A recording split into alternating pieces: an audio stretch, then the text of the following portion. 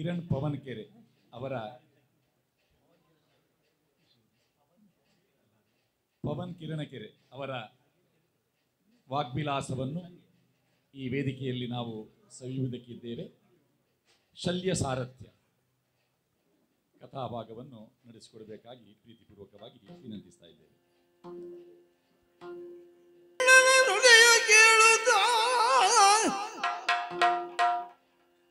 ಭೂರಿ ಸಂತಸವಿತ್ತು ಕೌರವ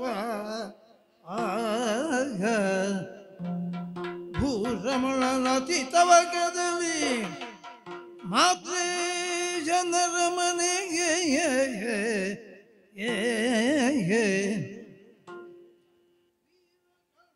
ನುಡಿಯ ಕೇಳುತ್ತ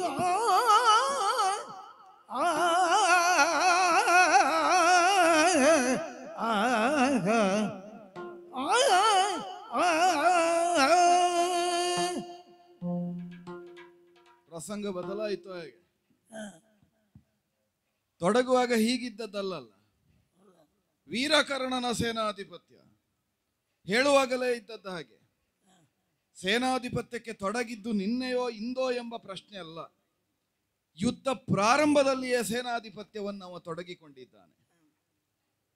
ಬಿಡು ಬಿಡು ಕೌರವ, ಪಾಂಡವರ ದುರಕ್ಕೆ ನಾನಿದ್ದೇನೆ ಅಂತ ಆಡುವ ಕಾಲದಲ್ಲಿಯೇ ಸಮಸ್ತ ಪಾಂಡವರನ್ನು ಈ ಪ್ರಪಂಚದಿಂದಲೇ ಇಲ್ಲವಾಗಿಸುವ ಮುಖೇನವಾಗಿ ನಿಷ್ಪಾಂಡವ ಪೃಥ್ವಿ ಎಂಬ ನನ್ನ ಸಂಕಲ್ಪವನ್ನು ಸ್ಥಾಯಿಯಾಗಿಸುವುದಕ್ಕೆ ನಾನಿದ್ದೇನೆ ಜಿಯ ಅಂತ ತನ್ನನ್ನು ತಾನು ತೆತ್ತುಕೊಂಡ ನನ್ನ ಪರಮಾಪ್ತನಿಗೆ ಕರ್ಣ ಅಂತಲೂ ಕರೆಯುವುದು ನಾನು. ಯಾವುದು ಶುದ್ಧ ಇರಬೇಕು ಎಂಬ ಪ್ರಶ್ನೆಗೆ ಉತ್ತರವು ಕರ್ಣವೇ ಶುದ್ಧ ಇರಬೇಕು ಅಂತ ಅವನನ್ನು ಸ್ವೀಕರಿಸಿದ್ದು ಹಾಗೆಯೇ ನಾನು. ಉಭಯ ಕರ್ಣಗಳಾಗಿ ನನಗೆ ಅಂತಲ್ಲ, ಕೌರವನ ಮನೋರಥವನ್ನು ಮುನ್ನಡೆಸುವಂತಹ ಜೀವನ ನಾವೆಯ ಕರ್ಣಧಾರವಾಗಿ ಅವನನ್ನು ಸ್ವೀಕರಿಸಿದೆ.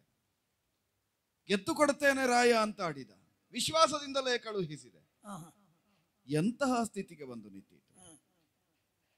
ವಿವೇಚನೆಯನ್ನು ನಡೆಸಬೇಕಾದ ಮಂತ್ರಾಲೋಚನೆ ಸಭೆಯಲ್ಲಿ ಪ್ರಶ್ನಿಸಿದೆ, ಏನಾದು ದಿಂದಿನಾಹವದಿ ಕಲಿಕರ್ಣ.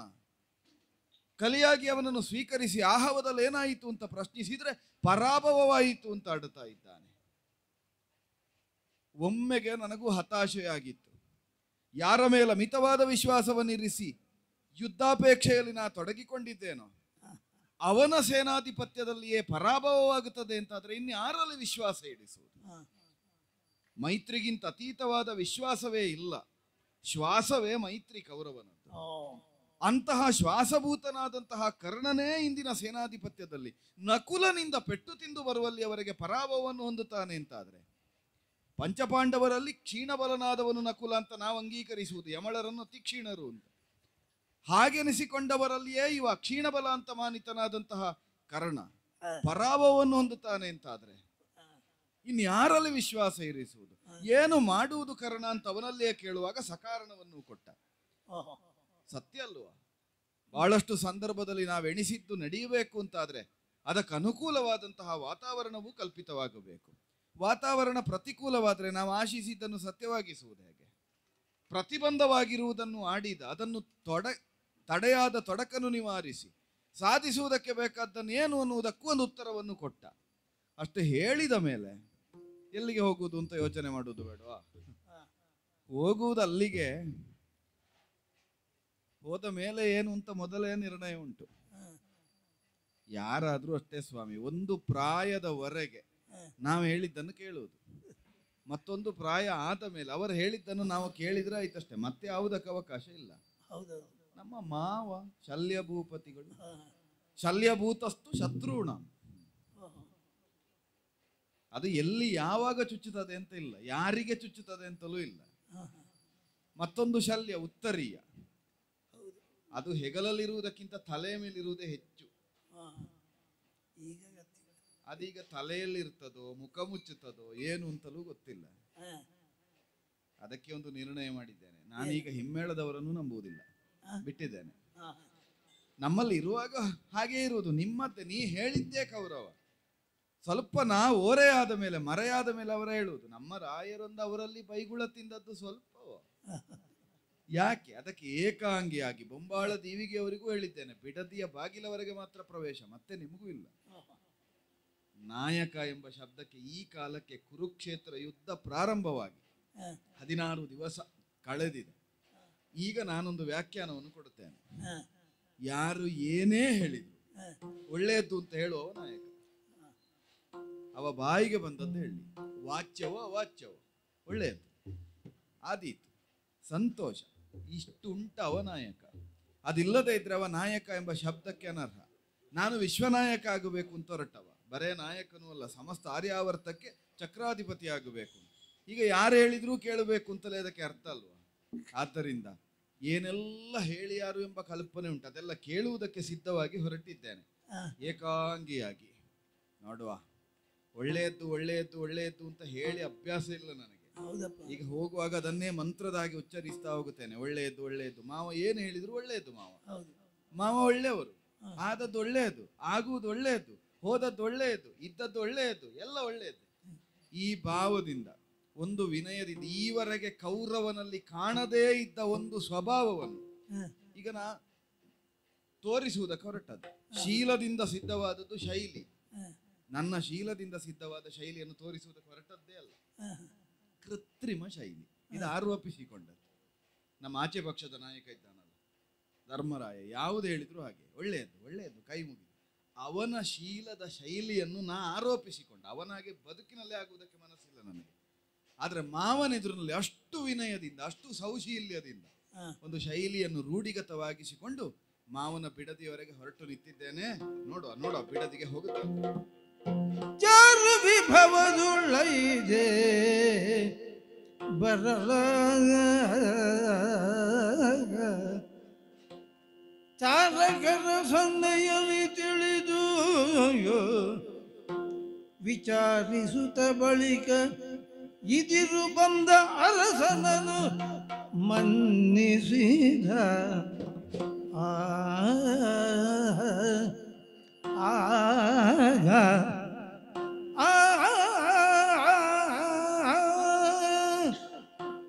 ಹಗಲಿನ ರಣರಂಗದ ಕಾರ್ಯಕಲಾಪಗಳೆಲ್ಲ ಮುಗಿದ ಬಳಿಕ ಕತ್ತಲೆ ಹೊತ್ತಿನಲ್ಲಿ ಶಿಬಿಕೆಯನ್ನು ಸೇರುವುದು,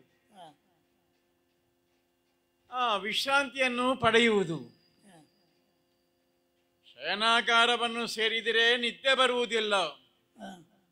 ಅದು ವಯಸ್ಸಾದದ್ದರಿಂದ ವಯಸ್ಸಾದವರಿಗೆ ಸಹಜವಾಗಿಯೇ ಹಳೆ ನೆನಪುಗಳೇ ತೆರೆಗಳ ಹಾಗೆ ಮತ್ತೆ ಮತ್ತೆ ಮತ್ತೆ ಮತ್ತೆ ಕತ್ತಲೆಯಲ್ಲಿ ಒತ್ತಿ ಬರುತ್ತವೆ.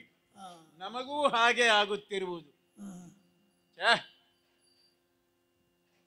ಸಿಗಬೇಕಾದಂತಹ ಗೌರವ ಸರಿಯಾಗಿ ಸಿಗಲಿಲ್ಲ. ಯಾರನ್ನು ದೂರಿಯೂ ಈ ಕಾಲದಲ್ಲಿ ಪ್ರಯೋಜನವಿಲ್ಲ. ಹೊರಟದ್ದು ಪಾಂಡವರಿಗೆ ಸಹಾಯವನ್ನು ಮಾಡಬೇಕು ನಮ್ಮವರೆನ್ನುವಂಥ ಒಂದು ಆತ್ಮೀಯತೆಯ ಸೆಲೆ ಅಲ್ಲಿ ಇದ್ದದ್ದರಿಂದ. ಆದರೆ ಮಾರ್ಗ ಮಧ್ಯದಲ್ಲಿ ವಿಷಯವೇ ಬದಲಾಗಿ ಹೋಯಿತು, ಕಾರ್ಯದ ರೂಪವೇ ಬದಲಾಗಿ ಹೋಯಿತು. ವಿಶೇಷವಾದಂಥ ಆತಿಥ್ಯವನ್ನು ಸ್ವೀಕರಿಸಿದ ಆ ಒಂದು ಸಣ್ಣ ಅಮಲಿನಲ್ಲಿ ಹೇಳಿಬಿಟ್ಟದ್ದು, ಯಾರಪ್ಪ ಇಷ್ಟು ಭೋಜ್ಯ ಇತ್ಯಾದಿಗಳನ್ನೆಲ್ಲ ಹೀಗೆ ಪರಿಷ್ಕಾರವಾಗಿ ತಂದು ಒದಗಿಸಿದವರು, ಬಹಳ ಸಂತೋಷವಾಗಿದೆ, ಅವ್ರಿಗೆ ಕೇಳಿದ್ದನ್ನು ಕೊಡ್ತೇನೆ ಅಂತ ಒಂದು ಉತ್ಸಾಹ ನೋಡಿ. ಮತ್ತೆ ಕತ್ತಲೆ ಹೊತ್ತಿಗೆ ಅಷ್ಟು ಚೆನ್ನಾಗಿ ಊಟವನ್ನು ಮಾಡಿ, ಕುಡಿಯಬೇಕಾದದ್ದನ್ನು ಕುಡಿದು, ತಿನ್ನಬೇಕಾದದ್ದನ್ನು ತಿಂದು, ದೇಹಕ್ಕೆ ಒಂದು ರೀತಿ ಹಾಗೆ ಜಾಡ್ಯ ಬರುವ ಕಾಲಕ್ಕೆ ಸರಿಯಾಗಿ ಯೋಚನೆ ಮಾಡಿಯೇ ಮಾತಾಡುವುದಲ್ಲ ನಾವು. ಹಾಗಾಗಿ ಹೇಳಿದ್ದು, ಯಾರು ಇಷ್ಟು ಸಂತೋಷದ ಆತಿಥ್ಯವನ್ನು ಕೊಟ್ಟವರಿಗೆ ಬೇಕಾದ್ದನ್ನು ಕೊಡ್ತೇನೆ ಅಂತ ಹೇಳಿಕೊಂಡು ಆವಾಗ ಬಂದ ನೋಡಿ. ತಲೆ ತಗ್ಗಿಸಿಕೊಂಡು, ಬೆನ್ನು ಬಗ್ಗಿಸಿಕೊಂಡು, ಮಾವ ಮಾಮ ಮಾವ ಅಂತ ಹೇಳಿಕೊಂಡು ಬಂದ ಕೌರವ. ಏನಾಗಬೇಕು? ನಮ್ಮ ಪಕ್ಷಕ್ಕೆ ಬರಬೇಕು. ಆಯ್ತಲ್ಲ, ಒಪ್ಪಿದೆ. ಒಂದು ಅಕ್ಷೋಹಿಣಿ ಸೇನೆಯನ್ನು ಕೂಡಿಕೊಂಡು ಮದ್ರದೇಶದಿಂದ ಹೊರಟು ಬಂದವನು ನಾನು. ಹತ್ತಿರ ಹತ್ತಿರ ಹಸ್ತಿನಾವತಿಗೆ ಬರುವಾಗ ಈ ಬದಲಾವಣೆ ಆಗಿ ಹೋಯಿತು. ಸಣ್ಣ ಮಾನಸಿಕವಾದಂಥ ಆಘಾತ ಈ ಶಲ್ಯನಿಗೆ ಆದದ್ದು ನಿಜ. ಹೀಗಾಗಿ ಹೋಯಿತಲ್ಲ, ಏನು ಮಾಡೋಣ ಅಂತ. ಆದರೆ ಒಳಗಿಂದೊಳಗೊಂದು ಸಂತೋಷ ಉಂಟಯ್ಯ. ಈಗ ನೋಡ್ತೀರಲ್ಲ, ಯುದ್ಧದ ಆರಂಭ ದಿವಸ 18 ಅಕ್ಷೋಹಿಣಿ ಸೇನೆ, ಇನ್ನೊಂದು ಈ ಕಡೆಗೆ ಆ ಕಡೆಗೆ, ಇಷ್ಟು ಜನ ಸೇರಿದ್ದಾರಲ್ಲ ಹೋರಾಟ ಮಾಡುವುದಕ್ಕೆ. ಯಾಕೆ ಬಂದದ್ದು? ಇವರಿಗೇನು ಆ ಪಾಂಡವರ ಕಡೆಯವರಿಗೆ ಕೌರವರ ಬಗ್ಗೆ ದ್ವೇಷ ಉಂಟ? ಅಥವಾ ಕೌರವರ ಸೇನೆಯವರಿಗೆಲ್ಲ ಪಾಂಡವರ ಬಗ್ಗೆ ದ್ವೇಷ ಉಂಟು? ಪರಸ್ಪರ ಜ್ಞಾತಿ ದೇಶ ಇರುವುದು ಕೆಲವರಿಗೆ ಮಾತ್ರ. ಉಳಿದವರು ಸೇರಿಕೊಂಡಿದ್ದಾರಲ್ಲ, ನಾನು ನನ್ನಂಥವರೆಲ್ಲ, ಯಾರಿಗೆಲ್ಲ ಆಹ್ವಾನ ಬಂದಿದ್ದು ಅವರೆಲ್ಲ ಹೊರಟು ಬಂದಿದ್ದಾರೆ. ಯಾರು ಬರಬೇಕಂತ ಹೇಳಿದ್ದವರು ಅವರ ಪಕ್ಷಕ್ಕೆ ಸೇರಿದ್ದಾರೆ. ನಮ್ಮ ಆರ್ಯಾವರ್ತದ ವೀರರು ಸೇರಿದ್ದಾರೆ. ಆಮೇಲೆ ಸ್ವಲ್ಪ ಆ ಕಡೆ ಹೊರಗಿನವರು ಎಲ್ಲ ಬಾಕ್ಲಿಕರು ನಾವು ಬಂದು ಸೇರಿದ್ದೇವೆ. ಯಾಕೆ ಯುದ್ಧದಲ್ಲಿ ನಾವೆಲ್ಲ ಭಾಗಿಗಳಾಗುತ್ತಿರುವುದು? ನಮ್ಮದೊಂದು ಅಭ್ಯಾಸ. ನಾವು ಕ್ಷತ್ರಿಯರೊಂದು ಆಸೆ ಅಂತ ಹೇಳಿದರೆ ನಮ್ಮ ಸಾಮರ್ಥ್ಯವನ್ನು ನಾವು ತೋರಿಸುವುದಕ್ಕೆ ರಣರಂಗೆನ್ನುವಂಥದ್ದು ಕ್ರೀಡಾ ಕಣದ ಹಾಗೆ ಇದೆ. ಇದು ಪ್ರದರ್ಶನ ಅಂದರೆ ಇಲ್ಲಿ ಪ್ರದರ್ಶನ ಪ್ರಿಯತೆ ನಮಗುಂಟು. ನಾವೇನು, ನಮ್ಮ ಸ್ಥಾನ ಏನು, ನಮ್ಮ ಶಕ್ತಿ ಏನು, ನಮ್ಮ ಸಾಮರ್ಥ್ಯವೇನು, ಯುದ್ಧದಲ್ಲಿ ನಾವು ಗಳಿಸಿಕೊಂಡಿದ್ದ ಆ ವಿದ್ಯೆಯ ಮಹತ್ವಿಕೆ ಏನು, ಅದನ್ನೆಲ್ಲ ತೋರಿಸುವುದು. ಹಾಗೆ ಯೋಚನೆ ಮಾಡಿದರೆ ಇತ್ತೀಚೆಗೆ ಯುದ್ಧ ವಿದ್ಯೆಯಲ್ಲೆಲ್ಲ ಹೊಸ ಹೊಸ ಕೌಶಲಗಳನ್ನು ಸಂಪಾದನೆ ಮಾಡಿರುವಂಥ ತರುಣರಾಜರು ಸೇರಿದ್ದಾರೆ. ಅದರೊಂದಿಗೆ ಹಳೇ ಪಾಠವನ್ನು ಗಳಿಸಿಕೊಂಡಂತ ನಾವಿದ್ದೇವಲ್ಲ, ನಾವು ಬಂದಿದ್ದೇವೆ. ಕೆಲವೊಮ್ಮೆ ಹೊಸ ಹೊಂತಕಾರಿಗಳಿಗೊಮ್ಮೆ ಮನಸ್ಸಿನಲ್ಲಿ ಅನಿಸೋದು, ಹಳಬರಿಗೆಲ್ಲ ಏನು ಗೊತ್ತುಂಟು, ನಾವೆಲ್ಲ ಹೊಸ ಹೊಸ ವಿದ್ಯೆಯನ್ನು, ಹೊಸ ಹೊಸ ತಂತ್ರವನ್ನು ಕಲಿತವರು, ನಮ್ಮ ಮುಂದೆ ಇವರದ್ದು ಏನು ನಡೆಯುತ್ತದೆ ಅಂತ ಅವರಿಗೊಂದು ನಮ್ಮ ಬಗ್ಗೆ ತಾತ್ಸಾರ, ತಿರಸ್ಕಾರ. ಆವಾಗ ನಮಗೆ ಕೆಣಕಿದ ಹಾಗೆ ಆಗುವುದು ವೃದ್ಧರಾದವರಿಗೆ. ಅರೆ, ನಾವೇನು ಕಲ್ತದ್ದು ನಮ್ಮ ಹಳೆ ಪಾಠ ಎಷ್ಟು ಗಟ್ಟಿ, ಎಷ್ಟು ಶಾಸ್ತ್ರೀಯ ಅಂತ ಅವರಿಗೆ ತೋರಿಸಬೇಕು ಅಂತ. ಅಂದರೆ ಒಟ್ಟಾರೆ ನಮ್ಮ ಶಕ್ತಿ ಪ್ರದರ್ಶನ, ನಮ್ಮ ಕೌಶಲ, ಇದನ್ನು ಪ್ರದರ್ಶಿಸಬೇಕು ಒಂದು ರೀತಿಯಲ್ಲಿ ಪಕ್ಷ ನ್ಯಾಯದಿಂದ. ಯೋಚನೆ ಮಾಡಿ, ಇದೇ ಕೌರವ ಹೋಗಿದ್ದ ದ್ವಾರವತಿಗೆ, ಸಹಾಯವನ್ನು ಕೇಳಿದ್ದ. ಕೃಷ್ಣ ಒಂದು ಕಡೆಗೆ ಸೇರಿದ, ಉಳಿದ ನಾರಾಯಣಿ ಸೇನೆ ಈ ಕಡೆಗೆ ಬಂತಲ್ಲ. ಈಗ ಯೋಚನೆ ಮಾಡಿ, ಕೌರವನ ಕಡೆಯಲ್ಲಿ ಕೃತವರ್ಮನಿದ್ದಾನೆ, ಯಾದವರ ಕಡೆಯವನಿಗೆ. ಪಾಂಡವರ ಕಡೆಯಲ್ಲಿ ಸಾತ್ಯಕ್ಕೆ ಇದ್ದಾನೆ, ಯಾದವರ ಕಡೆಯಲ್ಲಿ. ಪರಸ್ಪರ ಅವರೇ ರಣಭೂಮಿಯಲ್ಲಿ ಹೋರಾಟ ಮಾಡ್ತಾರಲ್ಲ, ಅವರಿಗೇನು ದ್ವೇಷವ? ದ್ವೇಷ ಅಲ್ಲ. ನಾವು ಪಾಂಡವರ ಪಕ್ಷಕ್ಕೆ ಸೇರಿದವರು ಹೋರಾಟ ಮಾಡ್ತೇವೆ, ನಾವು ಕೌರವರ ಪಕ್ಷಕ್ಕೆ ಸೇರಿದವರು ಹೋರಾಟ ಮಾಡ್ತೇವೆ. ನಮ್ಮ ಹೋರಾಟವನ್ನು ನೀವು ನೋಡಿ ಮೆಚ್ಚಿ ಅನ್ನುವ ಈ ಒಂದು ಒಳಗಿಂದೊಳಗೆ ಪ್ರದರ್ಶನ ಪ್ರೀತಿ, ಪ್ರದರ್ಶನ ರತಿ ಎನ್ನುವುದು ನಮ್ಮಲ್ಲಿಯೂ ಉಂಟು, ಅವರಲ್ಲೇ ಉಂಟು. ಹಾಗೆ ಎಲ್ಲ ಸೇರಿದ್ದು. ಹಾಗಾಗಿ ನಮಗೆ ಎಲ್ಲಾದರೂ ಒಂದು ಸರಿಯಾದ ಸ್ಥಾನಮಾನ ಸಿಕ್ಕಿತು ಅಂತ ಯೋಚನೆ ಮಾಡಿ ಬರುವಾಗ ಹೀಗೆ ಆಗಿ ಹೋಯಿತು ನೋಡಿ. ಆದರೆ ಆಮೇಲೆ ಧರ್ಮರಾಯರನ್ನು ಕಂಡು ಮಾತಾಡಿ ಹೀಗೀಗ ಆಯಿತು ಒಳಿಯ, ಬೇಸರ ಮಾಡಬೇಡ ಅಂತ ಹೇಳಿದೆ. ಆದದ್ದೆಲ್ಲ ಒಳಿತಾಯಿತು ತವ ಹೇಳಿದ ಬುದ್ಧಿವಂತಿಕೆಯಿಂದ. ಅವನ ಬುದ್ಧಿವಂತಿಕೆಯೋ ಕೃಷ್ಣ ಸೂಚನೆ ಸಿಕ್ಕಿದ ಬುದ್ಧಿವಂತಿಕೆಯೋ? ಆಯತವಾದಂತ ಹೊತ್ತಿನಲ್ಲಿ ನೀವು ನಮಗೆ ವಿರೋಧ ಪಕ್ಷದಲ್ಲಿದ್ದೇ ಸಹಾಯ ಮಾಡಬೇಕು ಅಂತ ಹೇಳಿದ. ಒಪ್ಪಿದ್ದೇನೆ ನಾನು. ಆಯ್ತಪ್ಪ, ನೋಡೋಣ ಅಂತ. ಮತ್ತೆ ನಮಗೆ ಇವರ ಬಗ್ಗೆ ಆತ್ಮೀಯತೆಯ ಪ್ರೀತಿ ಉಂಟು, ನಮಗೆ ನಾವು ನಮ್ಮನ್ನೇ ಪ್ರೀತಿಸಿ ಮಾಡುವುದು ಅಲ್ಲ. ಲೋಕ ನ್ಯಾಯವೇ ಹಾಗೆ. ಎಲ್ಲ ಮನುಷ್ಯರು ಮೊದಲು ಅವರವರನ್ನೇ ಪ್ರೀತಿಸಿಕೊಳ್ಳುವುದು ಅವರೇ ಮುಖ್ಯ, ನಾವು ಮುಖ್ಯ. ಆಮೇಲೆ ಅದಕ್ಕೆ ಆನುಷಂಗಿಕವಾಗ ಇನ್ನೊಬ್ಬರ ಜೊತೆ ಸೇರಿಕೊಂಡು ಸಾಧ್ಯವಿದ್ದ ಸಹಕಾರವನ್ನು ಕೊಡುವುದು ನಾವು. ಇಷ್ಟನ್ನು ಮಾಡಿಕೊಂಡಿದ್ದು ಯೋಚನೆ ಮಾಡಿದೆ ನೋಡಿ. ನಮ್ಮ ಅಲ್ಲ, ಭೀಷ್ಮರಿಗೆ ಪಟ್ಟಾಭಿಷೇಕ ಆಯಿತು, ಅವರು ಸೇನಾ ನಾಯಕರಾದ್ದು ಸರಿಯಾದ್ದು, ಅದಕ್ಕೆ ನಮ್ಮದ್ದೇನು ಆಕ್ಷೇಪ ಇಲ್ಲ. ಆಮೇಲೆ ನಾನು ಅಡ್ಡ ಬರಲಿಲ್ಲ. ಹೇಳಿದ್ರು ಇದ್ದಾರೆ ಗುರುಗಳು ಅಂತ. ದ್ರೋಣ ಇವರಿಗೆಲ್ಲ ವಿದ್ಯೆ ಕಲಿಸಿದ ಗುರು ಅಲ್ಲ, ಬಿಲ್ಲೋಜರಲ್ವಾ. ದ್ರೋಣರಿಗಾಯ್ತು ನೋಡಿ ಪಟ್ಟ. ಸರಿ, ದ್ರೋಣನ ಬಳಿಕ ಸೇನಾಧಿಪತಿ ಯಾರಾದಾರು ಅಂತ ನಾನು ಯೋಚನೆ ಮಾಡ್ತಾ ಇದ್ದೆ. ನನ್ನ ನೆನಪಾದೀತೋ ಅಂತ ಒಳಗಿಂದೊಳಗೆ ನಾನು ಎಣಿಸಿಕೊಂಡಿದ್ದವನು. ಇನ್ನು ಬಹುಶಃ 3ನೇ ಸ್ಥಾನದಲ್ಲಿ ನಾವು ಬರ್ತೇವೆ, ಶಲ್ಯರೇ ಸೇನಾಧಿಪತಿ ಆಗ್ತಾರೆ. ಒಂದು ಪ್ರಕಾಶಕ್ಕೆ ಬರುವಂಥ ಒಂದು ಸಂದರ್ಭ ಅಲ್ಲ ಈ ಕುರುಕ್ಷೇತ್ರದಲ್ಲಿ. ಈ ಹೊಸ ಹೊಂತಕಾರಿಗಳು ನಮ್ಮನ್ನೆಲ್ಲ ಕೇಳಿದ್ದಾರೋ ನೋಡಿದ್ದಾರೋ? ಅಲ್ಲ, ನಮ್ಮಲ್ಲಿ ಬರೇ ಯುದ್ಧಕ್ಕೆ ಸಂಬಂಧಪಟ್ಟಂಥ ವಿದ್ಯೆ ಸಂಗ್ರಹವಾದುದಲ್ಲ, ಮಲ್ಲ ಯುದ್ಧವನ್ನು ಚೆನ್ನಾಗಿ ಬಲ್ಲವರೇ ನಾವು. ಆಮೇಲೆ ರಥಕಲ್ಪ, ಅಶ್ವಹೃದಯ, ಈ ವಿಶಿಷ್ಟವಾದಂಥ ವಿದ್ಯೆ ಕೇವಲ ಕೆಲವರಲ್ಲಿ, ಅದು ನನ್ನಲ್ಲಿ.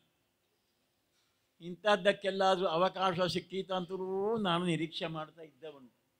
ಸೇನಾಧಿಪತಿ ಸ್ಥಾನ ಅಂತೂ ಸಿಗಲಿಲ್ಲ. ಕೇಳಿ ಹೋಗಿ ಅಲ್ಲ, ಉಳಿದವರು ಸೂಚನೆ ಕೊಟ್ಟರು ಅಲ್ಲಿ ಹಿರಿಯರು. ಮತ್ತೆ ನಾನು ಯಾಕೆ ಮಧ್ಯೆ ಬಾಯಿ ಹಾಕುವುದು? ಬೇಡ, ನಾನಿದ್ದೇನೆ ಅಂತ ನನ್ನ ಉಮೇದ್ವಾರಿಕೆಯನ್ನು ಏಕೆ ಅಲ್ಲಿ ತೋರಿಸಬೇಕು? ಕರ್ಣನಿಗೆ ಆಗಿ ಹೋಯಿತು. ನೋಡಿದ್ರೆ ನಿನ್ನೆ ದಿವಸ ನಮ್ಮ ಈ ಕುರು ಸೇನೆಯ ಕತಿ ಕ್ಷೇಮಧೂರ್ತಿಯು ಹೋದ, ದಯನೀಯ ಸೋಲು. ಈ ಪ್ರಯೋಜನ ಇಲ್ಲ ಹೇಳಿಕೊಂಡು. ನಮಗೇನು ಧರ್ಮರಾಯನಿಗೆ ಕೊಟ್ಟಂತಹ ಒಂದು ಮಾತನ್ನು ನೋಡೋಣ ಯಾವಾಗ ಸಲ್ಲಿಸುವುದಕ್ಕೆ ಸಾಧ್ಯವಾಗುತ್ತದೆ ಅನ್ನುವ ಕಾಲವನ್ನು ಕಾಯುತ್ತಾ ಇರುವುದು. ಯಾರು ನಿತ್ಯ ಬರುವುದಿಲ್ಲ ಅಂತ ಹೇಳಿದೇನು ಶಬ್ದ ಆಗ್ತಾ ಉಂಟು. ಓ ಓ ಓ ಯಾರು? ಮಾವಯ್ಯ. ಓ ಮಾವಯ್ಯ. ಸಂತೆಯಲ್ಲಿ ಮಾವನೋ ಅಂತ ಕೇಳಿದ್ದಾನೆ ಯಾರೋ ಒಬ್ಬ. ಅಲ್ಲಿ ವ್ಯಾಪಾರವೇ ಮುಖ್ಯ. ನಮಗೆ ಮಾವ ಇರುವುದೇ ಸಂತೆ. ಅಲ್ಲ, ಮಾವೇ ಸಂತೆಯ ಸರಕು ಕೆಲವರಿಗೆ ಬೇಕು, ಕೆಲವರಿಗೆ ಬೇಡ. ಕೆಲವರು ವ್ಯಾಪಾರ ಮಾಡುದು ಸಂತೆಯಲ್ಲಿ ಹೋಗಿ. ಮಾವಯ್ಯ ನಿದ್ರೆ ಅದು ಸಾಯ್ಲಿ. ನಿದ್ರೆ ಅಲ್ಲ, ಸಾಯ್ಲಿ ಮಾವ ಸಂತೆ ಸಾಯ್ಲಿ. ಮಾವ ಸಾಯ್ಲಿ ಹೇಳಿದೆ, ಸಂತೆ ಸಾಯ್ಲಿ. ಈಗ ಈ ಕತ್ತಲೆ ಹೊತ್ತಿನಲ್ಲಿ ಅಲ್ಲ, ನಿನ್ನ ಕೆಲವು ಕ್ರಮಗಳೆಲ್ಲ ಕತ್ತಲೆ ಹೊತ್ತಿನಲ್ಲಿಯೇ ನಡೆಯುವುದು. ನನ್ನದ್ದು ಅಂತಲ್ಲ ಮಾವ. ಒಬ್ಬ ನುರಿತ ರಾಜಕಾರಣಿ ಅಂತಾದ್ರೆ ನಾಳೆ ಏನಾಗಬೇಕು ಅಂತ ರಾತ್ರಿಯೇ ಚಿಂತನೆ ಮಾಡಬೇಡ. ಅಲ್ಲ, ರಾತ್ರಿಯೇ ಚಿಂತನೆ ಮಾಡಿ ರಾತ್ರಿಯೇ ಕಾರ್ಯಕ್ಕೆ ತಗೊಳ್ಳಿದಷ್ಟು ಶೀಘ್ರ ಮತ್ತೆ ಆಗಿದ್ದಾರಲ್ಲ. ಹೌದೌದು, ಅದು ಮೆಚ್ಚಬೇಕಾದದ್ದು. ಈಗ ನೀನು ನನ್ನನ್ನು ಮಾವಯ್ಯ ಅಂತ ಹೇಳಬಹುದು, ನಾನು ಏನು ಅಳಿಮಯ್ಯ ಅಂತ ಹೇಳಲಿಕ್ಕೆ ಆಗ್ತದ? ಅದಾಗುದಿಲ್ಲ. ನೀನು ರಾಜನಲ್ವೇ? ಹೀಗೆ ಹೀಗೆ ಹೀಗೆ ನಿಧಾನವಾಗಿ ಬರಬೇಕು. ನಿನಗೆ ಯಾವ ಆಸನ ಭೂಪಾಲಕನು ಮಾನ್ಯ ನೀನು ತನ್ನ ನಿಜ ಆಲಯ ಕೈದಿಸಿ ಈಗ ನಿಮ್ಮ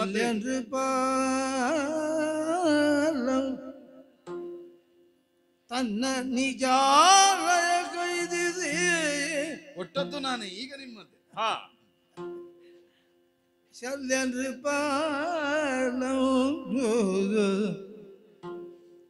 ಉನ್ನತ ನಿಶಿಯುಳ್ ಬರಲೇಕೆ?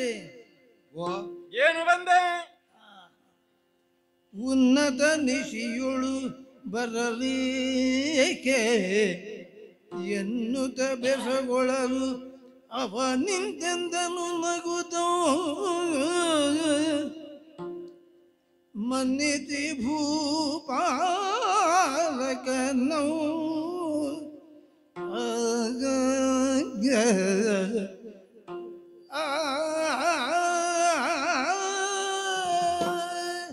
ಹೀಗೆ ಹೀಗೆ ಹೀಗೆ ಮುಂದೆ ಬರಬೇಕು. ಬಂದಿದ್ದೇನೆ ಮಾವ. ಭೂಪ, ಕುರುಭೂಪ ನೀನು. ಅದು ಉಳಿದವರಿಗಲ್ವ ಮಾವ? ನಾನು ಮದ್ರಭೂಪನೇ. ಆದ್ರೆ ಇದು ಮಧ್ಯ ದೇಶ ಅಲ್ಲವಲ್ಲ, ಇದು ಹಸ್ತಿನಾವತಿ. ಇದು ಹಸ್ತಿನಾವತಿ ಕುರುಭೂಮಿ. ಆದ್ದರಿಂದ ಈ ಊರಿಗೆ, ಈ ನೆಲಕ್ಕೆ ಒಡೆಯನಾದಂತ ಪ್ರಭುವಾದಂತ ನಿನ್ನನ್ನು ಆ ನೆಲೆಯಲ್ಲೇ ಸ್ವಾಗತಿಸಿ ಸರಿಯಾದಂತಹ ಸತ್ಕಾರ ಮಾಡಬೇಕಾದದ್ದು ಧರ್ಮ. ಆದ್ರೆ ಮಧ್ಯ ದೇಶಕ್ಕೆ ನೀನು ಬಂದ ಸಂದರ್ಭವಾಗಿದ್ದರೆ, ಈ ಕತ್ತಲೆ ಆಗಲಿ ಅಥವಾ ಹಗಲೇ ಆಗಲಿ, ಅಲ್ಲಿಯ ಕ್ರಮದಂತೆ, ಅಲ್ಲಿಯ ಶಿಸ್ತಿನಂತೆ, ಅಲ್ಲಿಯ ಸದಾಚಾರದಂತೆ ಸತ್ಕಾರವನ್ನು ಮಾಡಿ ಏನು ಹೇಗಾಯಿತು ಕ್ಷೇಮವೇ ಅಂತ ಕೇಳಬಹುದಿತ್ತು. ಮಾತ್ರ ಏನು ಮಾವ, ಹಸ್ತಿನಾವತಿಯು ನಿಮ್ಮದ್ದೇ. ಅಲ್ಲ, ಹಸ್ತಿನಾವತಿ ನಿನ್ನದ್ದೇ. ಮಾವ ನಿಮ್ಮದ್ದೇ. ಈಗ ಸದ್ಯಕ್ಕೆ ಆಳುವವ ನಾನಷ್ಟೇ. ಹೌದೌದಲ್ಲ, ಸದ್ಯಕ್ಕೆ ನೀನು ಕೊಟ್ಟವನಾದದ್ದರಿಂದ ತಾತ್ಕಾಲಿಕವಾಗಿ ನಮ್ಮದ್ದೇ. ಈ ಪ್ರಯಾಣಿಕರು ಈ ರಥದಲ್ಲಿ ಹೋಗುವಾಗ ಹಾಗೆ ಹೇಳ್ತಾರೆ, ಇದು ಇಷ್ಟು ಸ್ಥಳ ನನ್ನದ್ದೇ ನನ್ನದ್ದೇ ಅಂತ. ನಮಗೆ ರಥದ ಆಸಕ್ತಿ ಅದೇ ಉಪಮೆ ಬಂದದು, ಮತ್ತೇನು ಅಲ್ಲ. ನನಗೂ ಅದನ್ನೇ ಕೇಳುವ ಆಸಕ್ತಿ. ಹಾಗಾಗಿ ಉದಾಹರಣೆ ಈ ರಥದಲ್ಲಿ ಹೋಗುವಾಗ ಕೆಲವೊಮ್ಮೆ ಒಂದಕ್ಕಿಂತ ಹೆಚ್ಚು ಜನರಿದ್ರೆ ನಿಲ್ದಾಣ ತಲುಪುವಲ್ಲಿಯವರೆಗೆ ಒಮ್ಮೊಮ್ಮೆ ಇವರೊಳಗೆ ಜಗಳ ಆಗ್ತದೆ. ಇದು ನನ್ನದು ನನ್ನದು ನನ್ನದು ನನ್ನದು ಅಂತ. ಅದು ತಾತ್ಕಾಲಿಕ. ಯಾಕೆಂದ್ರೆ ಮಧ್ಯ ದೇಶದಿಂದ ಇಲ್ಲಿಗೆ ಬಂದು ನಿನ್ನ ಆತಿಥ್ಯವನ್ನು ಸ್ವೀಕರಿಸಿ ನಿನ್ನ ಹಂಗಿಗೆ ನಾನು ಒಳಗಾದ ಮಾವ. ಇಲ್ಲಿ ರಥವೂ ನಿಮ್ಮದೇ, ರಥದ ಆಸನವೂ ನಿಮ್ಮದೇ, ಮುಂಭಾಗದ ಜಾಗವೂ ನಿಮ್ಮದೇ. ಈ ಆಸನ ನಿನ್ನದ್ದೇ, ನೀನೇ ಕುಳಿತುಕೋ. ಇದು ಎಷ್ಟು ಹಳೆಯದು ಅಂತ ನನಗೆ ಗೊತ್ತಿಲ್ಲ, ಹೊಸದಿರ್ಬೋದು ಹಳೆಯದಿರ್ಬೋದು, ಅಂತೂ ಹಸ್ತಿನಾವತಿಯ ಆಸನ. ಇದನ್ನು ಇಟ್ಟಿದ್ದೆ. ನಾವು ಎಳೆಯವರಿಗೆ ಹೊಸತು ಕೊಡುದು ಮಾವ, ಹಳಬರಿಗೆ ಹಳತೆ ಕೊಡುದು. ಹೌದು, ನಾನು ಹಳತೆ ಆದ್ರೂ ಗಟ್ಟಿ ಉಂಟಂತ ನೋಡಿಯೇ ಕೂತ್ಕೊಳ್ಳುದು ನಾನು. ಅಲ್ಲ ಮತ್ತೆ ಸ್ವಲ್ಪ ಗಟ್ಟಿ ಇಲ್ಲದೆ ಇದ್ರು ಈ ಹಳಬರು ಬಹಳ ಗಟ್ಟಿ ಇಲ್ಲದೆ ಇರುವುದ್ರಿಂದ ಯಾವ ಊರಿನ ಆಸನದ ಕಾಲು ಎಷ್ಟು ಭದ್ರವಾಗಿರುತ್ತೆ ಅಂತ ನಮಗೆ ಗೊತ್ತಾಗುವುದಿಲ್ಲ. ಅಲ್ಲ, ಒಮ್ಮೊಮ್ಮೆ ಹಳೆಯದಾದ್ರೂ ಗಟ್ಟಿ ಇರ್ತದೆ, ಹೊಸದ್ದು ಗಟ್ಟಿ ಇರುವುದಿಲ್ಲ, ಕೀಲು ಮುರಿದು ಹೋಗುವುದು ಉಂಟು. ಆದ್ದರಿಂದಲೇ ಈಗ ಈ ಆಸನವನ್ನು ಕೊಟ್ಟಿದ್ದೇನೆ. ಹಾ. ಆಮೇಲೆ ಇತರ ಅರ್ಘ್ಯ ಪಾದ್ಯ ಅರಸರಿಗೆ ಎಲ್ಲ ಬಂತು ಅಂತ ಹೇಳಿದ್ರೆ ಸಾಕು. ಯಾವುದು ಯಾಕಂದ್ರೆ ಹಾಗೆ ನೋಡಿದರೆ ಇದು ಹೊತ್ತಲ್ಲದ ಹೊತ್ತಿನಲ್ಲಿ ಮಹಾರಾಜರ ಆಗಮನವಾದದ್ದು ಶಲ್ಯನ ಬಿಡಲಿಕ್ಕೆ. ಮಾವ ಅರ್ಘ್ಯ ಪಾದ್ಯ ಯಾವುದು ಬೇಡ.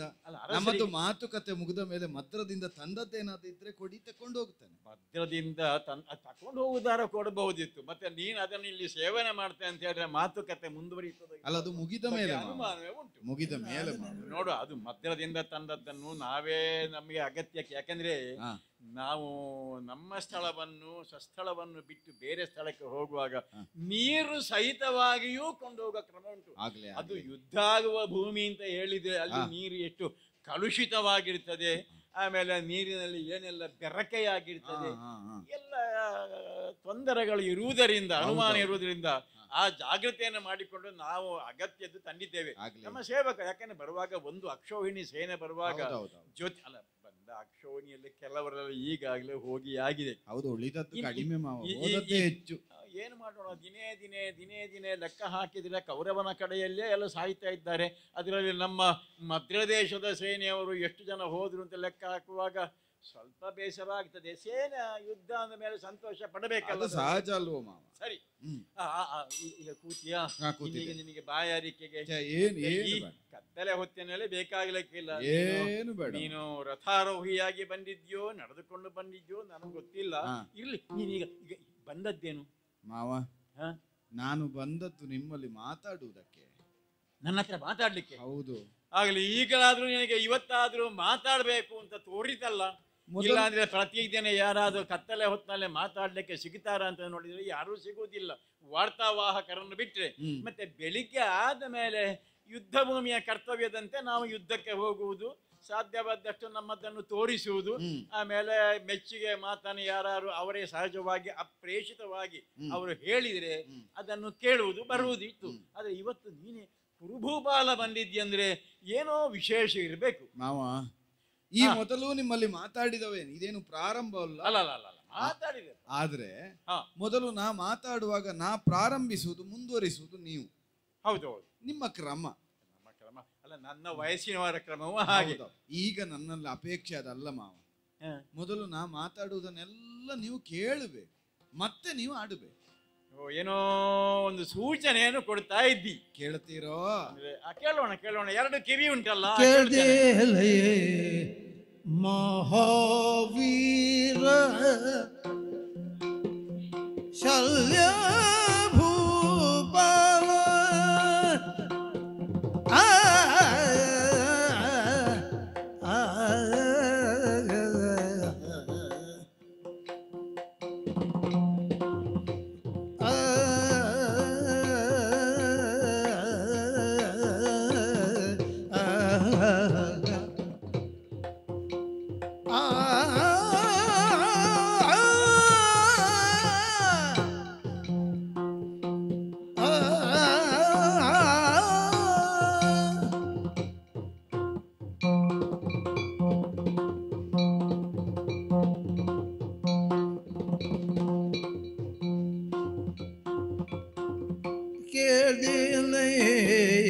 ಮಹಾವೀರ ಶಲ್ಯ ಭೂಪಾಲ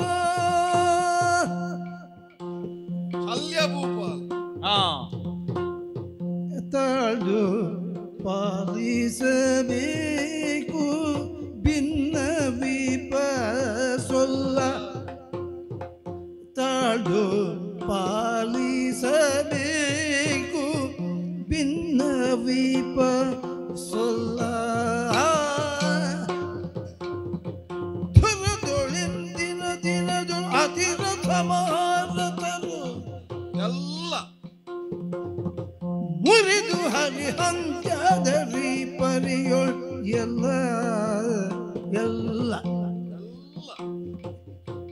ಹರಿದು ಹಂಚಾದರಲ್ಲ, ಮುರಿದು ಹರಿಹಂತ್ಯದರಿ ಪರಿಯೊಳೆಲ್ಲ ಪರಿಭವಗೆ ಸಂದು ದೆಮ್ಮಯ ಸೇನೆ ನೀವಿರ್ದು. ಅದು ಬಹಳ ಮುಖ್ಯವಾದ ಪರಿಭವಗೆ ಸಂದುದೆಮ್ಮಯ ಸೇನೆ ನೀವೇರ್ದು ಹರಿಬಕನು ಹೋಗುವರ ಕಾಣೆ ಮಿಕ್ಕವರ ಹರಿಬ ಕಾಣುವರ ಕಾಣೆ ಮಿಕ್ಕವರ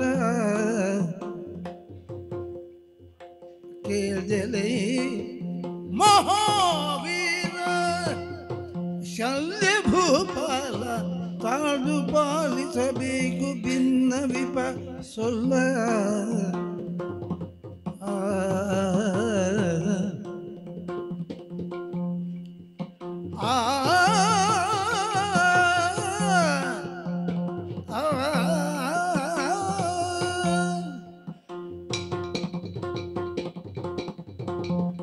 ಮಾವ, ಕೌರವೇಶ್ವರ, ತೀರಾ ಸಲುಗೆಯಿಂದ ನಿಮ್ಮನ್ನು ಮಾವ ಅಂತ ಸಂಬೋಧಿಸಿದ್ರು.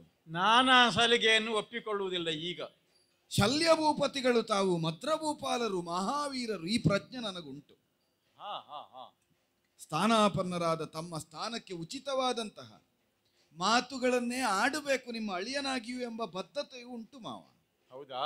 ಆದ್ದರಿಂದಲೇ ಕೇಳ್ದಲ ಈ ಮಹಾವೀರ. ಮಹಾವೀರನೆನಿಸಿದ ಶಲ್ಯಭೂಪಾಲರ ಆಲಿಸಬೇಕು ಹೇಳೋಣ ಮಾವ. ಕಳೆದ ಕೆಲವು ದಿನಗಳಿಂದಲೋ ಅಲ್ಲ, ನಾ ಬುದ್ಧಿ ತಿಳಿದ ದಿನದಿಂದಲೋ ನನಗೆ ಪ್ರಧಾನವಾಗಿ ಕಾಣುತ್ತಾ ಇದ್ದದ್ದು ಕೇಳಿ ಕೇಳಿ ಕೇಳಿಯೇ. ಒಂದು, ನಾ ಹೇಳಿದ್ದನ್ನು ಉಳಿದವರು ಕೇಳಬೇಕು ಎಂಬುದು. ಇನ್ನೊಂದು, ರಣ ಕೇಳಿ ಎಂಬ ನೆಲೆಯಿಂದ ನಾ ಬಯಸುತ್ತಾ ಇದ್ದದ್ದು ಪಾಂಡವರೊಟ್ಟಿಗೆ ರಣ ಕೇಳಿಯನ್ನೇ. ಸದಾ ಕಾಲವೂ ಕೇಳಿ ಕುತೂಹಲದಿಂದಲೇ ಕೈವರ್ತಿಸ್ತಾ ಇದ್ದವ ನಾನು. ನನಗೆ ಆಸಕ್ತಿಯೂ ಅದರಲ್ಲಿ. ಅದಕ್ಕೆ ಬೇಕಾದಂತಹ ಆಲಂಬನಗಳನ್ನೆಲ್ಲ ಒದಗಿಸ್ತಾ ನನಗಾಗಿ ಒದಗಿದವರು ನೀವು ನೋಡಿದ್ದೀರಿ ಮಾವ. ಪ್ರಾರಂಭದಿಂದಲೂ ತೊಡಗಿಕೊಂಡವರು. ಕುರುಕ್ಷೇತ್ರ ಯುದ್ಧ ನಿರ್ಣಯ ಅಂತ ಆದ ಮೇಲೆ ಅತಿರಥ ಮಹಾರಥರು ನನ್ನೊಂದಿಗೆ ಕೈ ಜೋಡಿಸಿದ್ರು. ಹೌದು. ಯಾರನ್ನು ಧರ್ಮಾತ್ಮರು ಅಂತ ಪ್ರಪಂಚ ಒಪ್ಪಿತೋ ಆ ಪಾಳಯಕ್ಕೆ ಸಂದುದು 7 ಅಕ್ಷೋಹಿಣಿ ಮಾತ್ರ. ಹೌದು. ಯಾರನ್ನು ಅಧರ್ಮಿ ಅಂತ ಪ್ರಪಂಚ ಉದ್ಘೋಷಿಸಿತೋ ನನ್ನ ಪಕ್ಷವನ್ನು ಅಂತು ಬಂದವರು 11 ಅಕ್ಷೋಹಿಣಿ ಮಂದಿ. ಹೌದು, ಅದನ್ನು ಗಮನಿಸಿದ್ದೇನೆ. 11 ಅಕ್ಷೋಹಿಣಿ ಬಂತೋ 7 ಅಕ್ಷೋಹಿಣಿ ಬಂತೋ ಎಂಬ ನೆಲೆಯಿಂದ ಬಲಾಬಲ ನಿರ್ಣಯ ಆಗುವುದಲ್ಲ ಮಾವ. ಸಂಖ್ಯಾಬಾಹುಳ್ಯವೇ ಪ್ರಧಾನವಲ್ಲ. ಗುಣವನ್ನು ಮೌಲ್ಯವನ್ನು ಗುರುತಿಸಿ ಯೋಚಿಸಿದ್ರೆ ನಮ್ಮ ಪಾಳಯಕ್ಕೆ ಬಂದವರು ಎಂತೆಂಥವರು. ಕಲಿಗಳೆನಿಸಿದ ತಿರಥ ಮಹಾರಥರೆನಿಸಿದ ಭೀಷ್ಮರೋ, ದ್ರೋಣರೋ, ಶಲ್ಯಭೂಪತಿಗಳು, ಕೃಪ ಅಶ್ವತ್ಥಾಮ ಮುಖ್ಯಾದಿಗಳು ಎಲ್ಲ ನನ್ನಲ್ಲಿಯೇ ಇದ್ದವರು, ನನ್ನೊಂದಿಗೆ ಇದ್ದವರು. ಹೌದು ಹೌದು, ನಿನ್ನಲ್ಲಿಗೆ ಬಂದವರು, ಸೇರಿಕೊಂಡವರು. ನನ್ನನ್ನೇ ಅವರು ಸೇರಿ ನನ್ನನ್ನು ಕೊಂಡವರು. ಹಾಗೆ ನೀವೆಲ್ಲ ಕೊಂಡಾಡಿ ನಾನು ಭೂಪತಿ ಭೂಪತಿ ಅಂತ ಆದದ್ದಲ್ವ.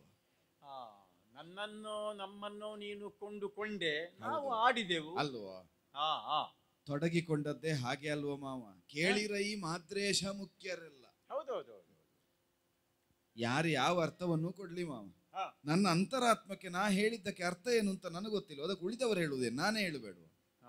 ಕೇಳಿರೈ ಮಾದ್ರೇಶನೇ ಮುಖ್ಯ, ಎಲ್ಲರೂ ಕೇಳಿ, ಅದು ನನ್ನ ಆಶಯ. ಮುಂದಿನ ವಾಕ್ಯ ಮತ್ತೆ ಈ ಸೇನೆಗೆ ಅಧಿಕಾರಿಗಳು ಯಾರು ಅಂತ ಕೇಳುದಲ್ಲ ನೀನು. ಅದು ಮುಂದೆ ಮಾವ. ಅಲ್ಲ, ಮುಂದೆ ಅದು ವಾಕ್ಯವನ್ನು ಅರ್ಧಕ್ಕೆ ನಿಲ್ಲಿಸಲಿಕ್ಕೆ ಆಗ್ತದೆ. ನಮ್ಮ ಕೇಳಿ ಬಗ್ಗೆ ಇರುವ ಎಲ್ಲರಿಗೂ ಮನದಟ್ಟಾಗಬೇಕೆಂಬ ಕಾರಣಕ್ಕೆ ಕೇಳಿರೈ ಮಾದ್ರೇಶನೇ ಮುಖ್ಯರು, ಎಲ್ಲಾ ಕೇಳಿ. ಆರು ನಮ್ಮಯ್ಯ ಸೇನೆಗೆ ಅಧಿಪರು ಮುಖ್ಯರು ಅಂತ ಆದ ಮೇಲೆ ಯಾರಾಗಬೇಕು? ನಾನಿದ್ದೇನಂತ ಹೇಳಲಿಕ್ಕೆ ಆಗ್ತದೆ ಅವಾಗ ನನಗೆ? ನೀನು ಹೇಳಿ ಆಯ್ತಲ್ಲ. ನೀವು ಸಿಕ್ಕಿ ಬಿದ್ದದ್ದಲ್ಲೇ ಮಾವ, ನೀವು ಸಿಕ್ಕಿ ಬಿದ್ದದ್ದು ಅಲ್ಲೇ, ನಾನು ಸಿಕ್ಕಿ ಬಿದ್ದದ್ದು ಅಲ್ಲೇ. ನಾನು ಹೇಳಿ ಆಗಿದೆ ಮಾದ್ರೇಶರೇ ಆಗಬೇಕು ಎಂಬ ನಿಲುವನ್ನು. ಆದ್ರೆ ಅವರೆಲ್ಲ ಅನುಮೋದಿಸುವಾಗ ಹರಿಯ ಮಾಯನುಳಿದು ದುರ ಸಂಘಟಿಪರೆ ಹರಿಯಲ್ಲದೆ ಮತ್ತೆ ಅಲ್ಲ. ಅವನ ಹೆಸರು ಬಂದಾವಾಗ ನಮ್ಮ ಉಮೇದುವಾರಿಕೆ ಇಲ್ಲ. ಹೌದಾ? ಆಗ ಸುರನದಿ ಸಂಜಾತರಾದ ಭೀಷ್ಮರು ಅಂತ ಆಯಿತು. ನಂಬಿದ್ದೌದು ಮಾವ. ಹೋದ್ರಲ್ಲ? ಹೋದ್ರಾ? ಗೊತ್ತಿರಲಿಲ್ಲ ನಿನಗೆ. ಭೀಷ್ಮರು ಹೋದ್ರು, ದ್ರೋಣರು ಹೋದ್ರು, ನೀವಿದ್ದೀರಿ ಮಾವ. ನಾನು ಎಲ್ಲರೂ ಹೋಗಬೇಕಾದವರು. ಚೇಚೆ ಹಾಗಲ್ಲ ಮಾವ, ಅವರೆಲ್ಲ ಸಾಯ್ಬೇಕಲ್ಲ, ಎಲ್ಲರೂ ಹಾಗಲ್ಲವೇ. ನೀನು ಹೋಗುವವನು, ನಾನು ಹೋಗುವನು, ಯಾವಾಗ ಹೇಗೆ ಎಲ್ಲಿ. ನೀವು ಹೋಗಬಾರ್ದು ಮಾವ. ನಿಮ್ಮನ್ನು ಹೋಗಗೊಡುವುದಕ್ಕೆ ನಾನಿರುವುದ. ನೀನಿರುವಾಗ ನಾನು ಹೇಗೆ ಹೋಗು ಅಲ್ವಾ ಮಾವ? ನನ್ನ ಆಶೆ ಇರುವುದು ಹಾಗಲ್ಲ. ಮತ್ತೆ ಭೀಷ್ಮರನ್ನು ದ್ರೋಣರನ್ನು ನಂಬಿದ್ರೆ ಕೇವಲ ಯುದ್ಧದಲ್ಲಿ ತಮ್ಮನ್ನು ಯುದ್ಧ ಪ್ರಸಕ್ತಿಯಿಂದ ತೊಡಗಿಸಿಕೊಂಡಿದ್ದಾರೆಂಬುದು ಸತ್ಯವಾದ್ರೂ ಪೂರ್ಣ ಮನಸ್ಸಿಂದ ನನಗಾಗಿ ದುಡಿದಿದ್ದಾರೆ ಅಂತ ಈಗಲೂ ನನಗೆ ಒಪ್ಪುವುದಕ್ಕೆ ಕಷ್ಟ ಆಗುತ್ತದೆ. ಹೌದಾ? ಒಬ್ಬೊಬ್ಬರು ಒಂದೊಂದು 10 ದಿನಗಳ ಕಾಲದ ಯುದ್ಧ ಮಾವ. ಪ್ರಯೋಜನ ಆಯ್ತಾ ಏನಾದ್ರು? ಪ್ರಯೋಜನ ಆಗಲಿಲ್ಲ. ಮತ್ತೆ ಗುರುಗಳು ಸಾಮಾನ್ಯ ಯೋಚಿಸಿದ್ರೆ ಎಲ್ಲ ಎದುರಿದ್ದವರೆಲ್ಲ ಅವರ ಶಿಷ್ಯರೇ. ಹೌದು. ಶಿಶಕಾಮವನ್ನೊಂದು ಕಾಲದಲ್ಲಿ ಮಾಡಿದ ವಾಲ್ಮೀಕಿಗಳಂತೆ. ಇಲ್ಲಿಯೂ ಇವರು ಹಾಗೆ ಘೋಷಿಸಿಕೊಂಡಿದ್ರಂತೆ ಕೆಲವಷ್ಟು ಸಂದರ್ಭದಲ್ಲಿ. ನನಗೂ ವಾಲ್ಮೀಕಿ ಹಾಗೆ ಕಾಣುತ್ತದೆ, ಕುಶಲವರನ್ನು ಕಾಣುವ ಹಾಗೆ ಕಾಣುವುದು ಪಂಚಪಾಂಡವರನ್ನು ನೋಡುವಾಗ, ಅದರಲ್ಲಿಯೂ ಪಾರ್ಥನನ್ನು ಕಾಣುವಾಗ ಪುತ್ರವತ್ ವಾತ್ಸಲ್ಯ ಹುಟ್ಟಿಕೊಳ್ತದೆ. ಹೌದು. ಆದರೂ 2ನೇ ಸೇನಾಧಿಪತಿಯಾಗಿ ಅವರೇ ಬಂದ್ರಲ್ಲ, ಮುಂದೆ ಹೋದ್ರು ಬಿದ್ರು ಏನು ಪ್ರಯೋಜನ ಆಗ್ಲಿಲ್ಲ. ಪ್ರಯೋಜನ ಆಗ್ಲಿಲ್ಲ, ಏನು ಮಾಡೋಣ? ಆದ್ರೆ ನನಗೆ ವಿಶ್ವಾಸ ಇದ್ದದ್ದು ಅದಲ್ಲ ಮಾವ. ಪರಿಭವಕ್ಕೆ ಸಂದು ದೆಮ್ಮಯ್ಯ ಸೇನೆ ನೀವಿರ್ದು ನಾನು ಅಲ್ಲಿಗೆ ಸೇರದೇ ಇದ್ದು ಅಂತಲ್ಲ. ಹಾಗಲ್ಲ ಹಾಗಲ್ಲ, ನೀವಿರುವಾಗಲೂ ಪರಿಭವಕ್ಕೆ ಸಂದು ಸೋಲಾಯಿತು. ಯಾಕೆ ಸೋಲಾಯಿತು? ನಿನ್ನ ಲೆಕ್ಕಾಚಾರ ಹೇಗಿದೆ? ಯೋಚಿಸ್ತಾ ಇರುವಾಗ ಪಕ್ಕನೆ ಕಂಡದ್ದು ಇಂದು ಜಯ ನಿಶ್ಚಯ. ಕರ್ಣನತಿ ಸುಭಟರಳು ಪ್ರಖ್ಯಾತ, ಅವನಿಂದಲೇ ಜಯ ನಮಗೆ ಸೇರಿಕೊಳ್ತದೆ. ಜಯಸಿರಿಯು ಎಮ್ಮನೇ ಕೂಡಿಕೊಂಬುದು ಈ ಭಾವದಿಂದ ತೊಡಗಿತು. ಸ್ವಲ್ಪ ಅಲ್ಲಿಯೂ ಆಯಿತು ಮಾವ. ಈಗಾದರೂ ಗೊತ್ತಾಯಿತಲ್ಲ ಕೌರವೇಶ್ವರ. ಏನು ಮಾಡುವ ಮಾವ? ಏನಾದ್ರು ಮಾಡ್ಬೇಕಲ್ಲ ಈಗ. ಅವನನ್ನೇ ಹಿಡಿದು ಪ್ರಶ್ನೆಯೂ ಮಾಡಿದೆ. ಏನಿದು, ಯಾಕೆ ಸೋಲಾಯಿತು? ನಿನ್ನನ್ನೇ ನಂಬಿ ಉಳಿದವರನ್ನು ಬಿಟ್ಟು ನಿನ್ನ ನೆತ್ತಿಗೆ ಮುತ್ತಿನ ಕಿರೀಟ ಇಟ್ಟಿದ್ದೇನೆ. ಕೇಳಿದ್ಯಲ್ಲ? ಸದಾ ಆಕ್ಷೇಪವನ್ನೇ ಮಾಡುತ್ತಾ ಇದ್ದ ಅಶ್ವತ್ಥಾಮರಾದ್ರೂ ಆಡ್ಲಿಲ್ವಾ? ತಂದೆಯ ಚಿತೆಗೆ ಅಗ್ನಿಸ್ಪರ್ಶ ಮಾಡಿದ್ದಾರೋ ಇಲ್ವೋ? ಮಂತ್ರಾಲೋಚನೆ ಸಭೆಗೆ ಬಂದು ಆಡಿದ್ದಾರೆ. ಕರ್ಣನೇ ಸೇನಾಧಿಪತಿ ಆಗಬೇಕು ಅಶ್ವತ್ಥಾಮರು ಹೇಳಿದ್ದಾರೆ, ಕೃಪರು ಹೇಳಿದ್ದಾರೆ. ಹೌದಾ? ಹೌದೌದು. ಎಲ್ಲರ ಅವರೆಲ್ಲ ಹೇಳುವಾಗ ನಾನು ಆಗಬಾರದು ಅಂತ ಹೇಳ್ತೇನೆ. ಹಾಗಾಗಿ ಮೌನದಿಂದ ನೀವು ಒಪ್ಪಿದ ಹಾಗೆ ಎಲ್ಲರ ಮತವರಿತವನಿಗೆ ಸೇನಾಧಿಪತ್ಯವನ್ನು ಕೊಟ್ರೆ ಹೀಗೆ ಮಾಡಿದೆಲ್ಲ ಕರ್ಣ ಅಂತ ಪ್ರಶ್ನಿಸಿದೆ. ಪ್ರಶ್ನಿಸುವಾಗ ಒಂದು ವಿಷಯವನ್ನು ಹೇಳಿದ. ಏನು ಹೇಳಿದ? ಅಂದ್ರೆ ಯುದ್ಧಕ್ಕೆ ಬೇಕಾದ ವ್ಯವಸ್ಥೆಯಲ್ಲಿ ಸ್ವಲ್ಪ ಹೆಚ್ಚು ಕಡಿಮೆ ಆಗಿದೆ ಅಂತ. ಅಯ್ಯೋ, ನಮ್ಮ ನಾಟಕ ಮಂದಿರದವರೆಲ್ಲ ಒಂದು ಗಾದೆ ಹೇಳ್ತಾರೆ, ಕುಣಿಲಿಕ್ಕೆ ಬಾರದವನಿಗೆ ರಂಗಸ್ಥಳ ಓರೆ ಅಂತ ಹೇಳಿ. ಹೌದು. ಅವನಿಗೆ ನಾನು ಯಾಕೆ ಹೇಳಬೇಕು? ಮತ್ಸರದಿಂದ ಹೇಳಿದಾಗೆ ಆಗ್ತದೆ. ನೀನು ನಂಬಿದ್ದು ಕರ್ಣನನ್ನು. ಕರ್ಣನ ಸೇನಾಧಿಪತ್ಯದಲ್ಲಿ ಏನಾಯ್ತು ಅಂತ ಈ ಹಗಲಿನಲ್ಲಿ ಆದ ಘಟನೆ ನಿನಗೆ ಸಾಕ್ಷಿ ಹೇಳ್ತಾ ಉಂಟು. ಈಗ ನನ್ನ ಹತ್ರ ಬಂದು ದೂರು ಹೇಳಿ ಏನು ಪ್ರಯೋಜನ ಉಂಟು? ಮತ್ತೊಂದು ಉಂಟು ಮಾವ, ಕೆಲವೊಮ್ಮೆ ಕುಣಿಲೇಬಾರದು ಅಂತ ರಂಗಸ್ಥಳವನ್ನೇ ಓರೆ ಮಾಡುವುದು ಉಂಟು. ಹೌದಾ? ಆಗ ಅವ ಹೇಳಬೇಕೋ ಬೇಡವೋ? ಹೇಳಿದ್ರೆ ಉಳಿದವರು ನಿಮ್ಮ ಹಾಗೆ ಹೇಳುತ್ತಾರೆ, ಕುಣಿಯುವುದಕ್ಕಾಗದೆ ರಂಗಸ್ಥಳವೇ ಸರಿ ಇಲ್ಲ ಅಂತ ಹೇಳ್ತಾನೆ ಅಂತ. ಆದ್ರೆ ರಂಗಸ್ಥಳವೇ ಓರೆ ಇದ್ದ ಸತ್ಯವನ್ನು ಒಪ್ಪಬೇಕೋ ಬೇಡವೋ? ಅದು ಸಂಘಟಕರಲ್ಲಿ ದೂರಬೇಕಾದದ್ದು, ನಟರನ್ನಲ್ಲ. ಅದೇ. ಅಥವಾ ಒಳಗಿಂದೊಳಗೆ ಯಾರೋ ಅವರು ಕತ್ತಿಡುವವರು ಇದ್ದಾರೆ ಅಲ್ಲಿ. ಅದು ಅವನಿಗೆ ಉಳಿದದೆಲ್ಲ ವ್ಯವಸ್ಥೆ ಸರಿಯಾಯ್ತಂತೆ. ಏನಾಗ್ಲಿಲ್ಲ? ಒಂದು ಸ್ವರ್ಣ ರಥಕ್ಕೆ ಸರಿಯನಿಪ ಸಾರಥಿ ಇಲ್ಲವಾಯ್ತಂತ ಅವನಿಗೆ.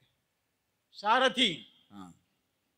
ನಿಮ್ಮ ಹಿರಿಯರೆಲ್ಲ ಹೇಳಿದ್ದಾರಲ್ಲ, ಸಾರಥಿ ಅಂತ ಹೇಳಿದ್ರೆ ಆತ್ಮಾನಂ ರಥಿಕಂ ವಿದ್ಧಿ, ಆಮೇಲೆ ಬುದ್ಧಿ ಸಾರಥಿ. ಅವನಿಗೆ ಬುದ್ಧಿ ಇಲ್ಲ.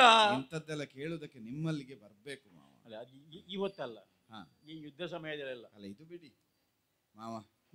ಆಗ ರಥಿಕನಾದವನಿಗೊಂದು ಸಾರಥಿ ಸಹರಥಿ, ರಥಿಕನನ್ನೂ ರಥವನ್ನೂ ರಕ್ಷಿಸ್ತಾ ಅದಕ್ಕೆ ಸುತ್ತುವರಿದಂತಹ ಸೀಮಿತ ಸೇನೆಯನ್ನೂ ಕಾಪಿಟ್ಟು. ಇದೆಲ್ಲ ನಮ್ಮ ಹಳೆಯ ಪಾಠ. ಯಾಕೆ ನಾವು ರಥಕಲ್ಪವನ್ನು ಕಲ್ತಿದ್ದೇವೆ, ಅಶ್ವಹೃದಯವನ್ನು ತಿಳಿಯುವರಾಗಿದ್ದೇವೆ. ನಿಜವಾಗಿಯೂ ಒಬ್ಬ ರಥಿಯೋ ಮಹಾರಥಿಯೋ ಅಲ್ಲ, ಅರ್ಧರಥಿಯೋ ಯಾರಾಗಲೂ ಕೂಡ ಅಲ್ಲಿ ಯಶಸ್ಸನ್ನು ಕಾಣಬೇಕಿದ್ರೆ ನಡೆಸುವ ಬೇಕಲ್ಲ, ಸರಿ ಇರ್ಬೇಕಲ್ಲ ಮಾವ. ಸಾರಥಿ ಬೇಕಲ್ಲ ಮಾವ, ಸರಿ ಇರ್ಬೇಕಲ್ಲ. ಪಾಂಡು ಮಾದರತ್ತೆ ಕೇಳಿದ್ರೆ ಹೇಳಿ ಯಾರು ಅವರಿಗೆ ಎಲ್ಲಿದ್ದಾರೆ? ಸಾರಥಿ ಎಷ್ಟು ಮುಖ್ಯ ಪ್ರಧಾನ ಅಂತ ಹೇಳಿಕೊಂಡು ಅವರೆಲ್ಲ ಬೇಡ. ಈಗ ವಿಷಯ ಗೊತ್ತಾಯ್ತಲ್ಲ, ಸಾರಥಿ ಬೇಕಾ? ನೀವು ಅಷ್ಟು ಹೇಳಿದ್ರಲ್ಲ, ಸೇನೆಯಲ್ಲಿ ಏನು ಕೊರತೆಯಾ ಮಾವ? ನೀವು ಈಗ ಮೊದಲು ಹೇಳಿದ್ರಲ್ಲ ಸಾರಥಿ ಸರಿ ಇರ್ಬೇಕು ಅಂತ. ಸಾರಥಿ ಸರಿ ಇರ್ಬೇಕು, ಅದಕ್ಕೇನಾ ಇಲ್ಲಿಗೆ ಬಂದದ್ದಲ್ವ ಮಾವ? ಅದರಿಂದ ನಿನ್ನೊಡನೆ ಬೇಡಿಕೊಳ್ಳುವುದಾನು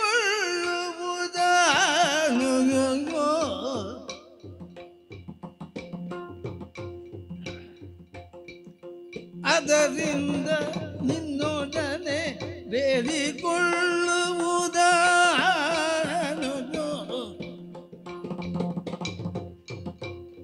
ಸದಮರನವನ ರಥಕ್ಕೆ ಸೂತತನವನ್ನು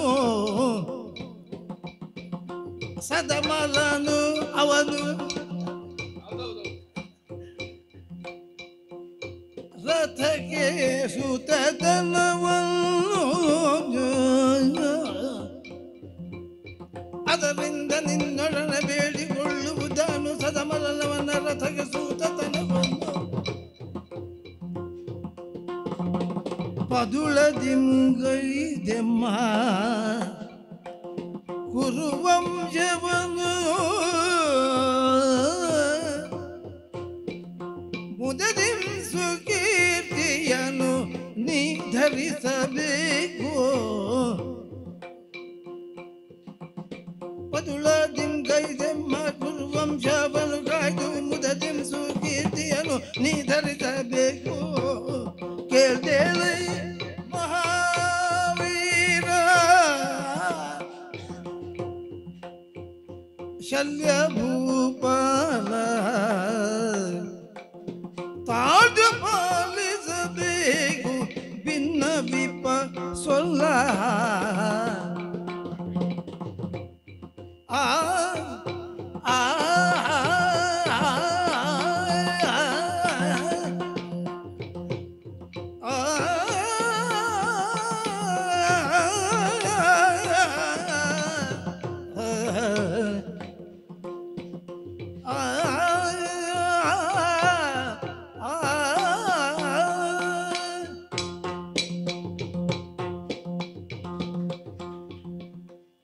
ಮಾವ ಹೇಳು.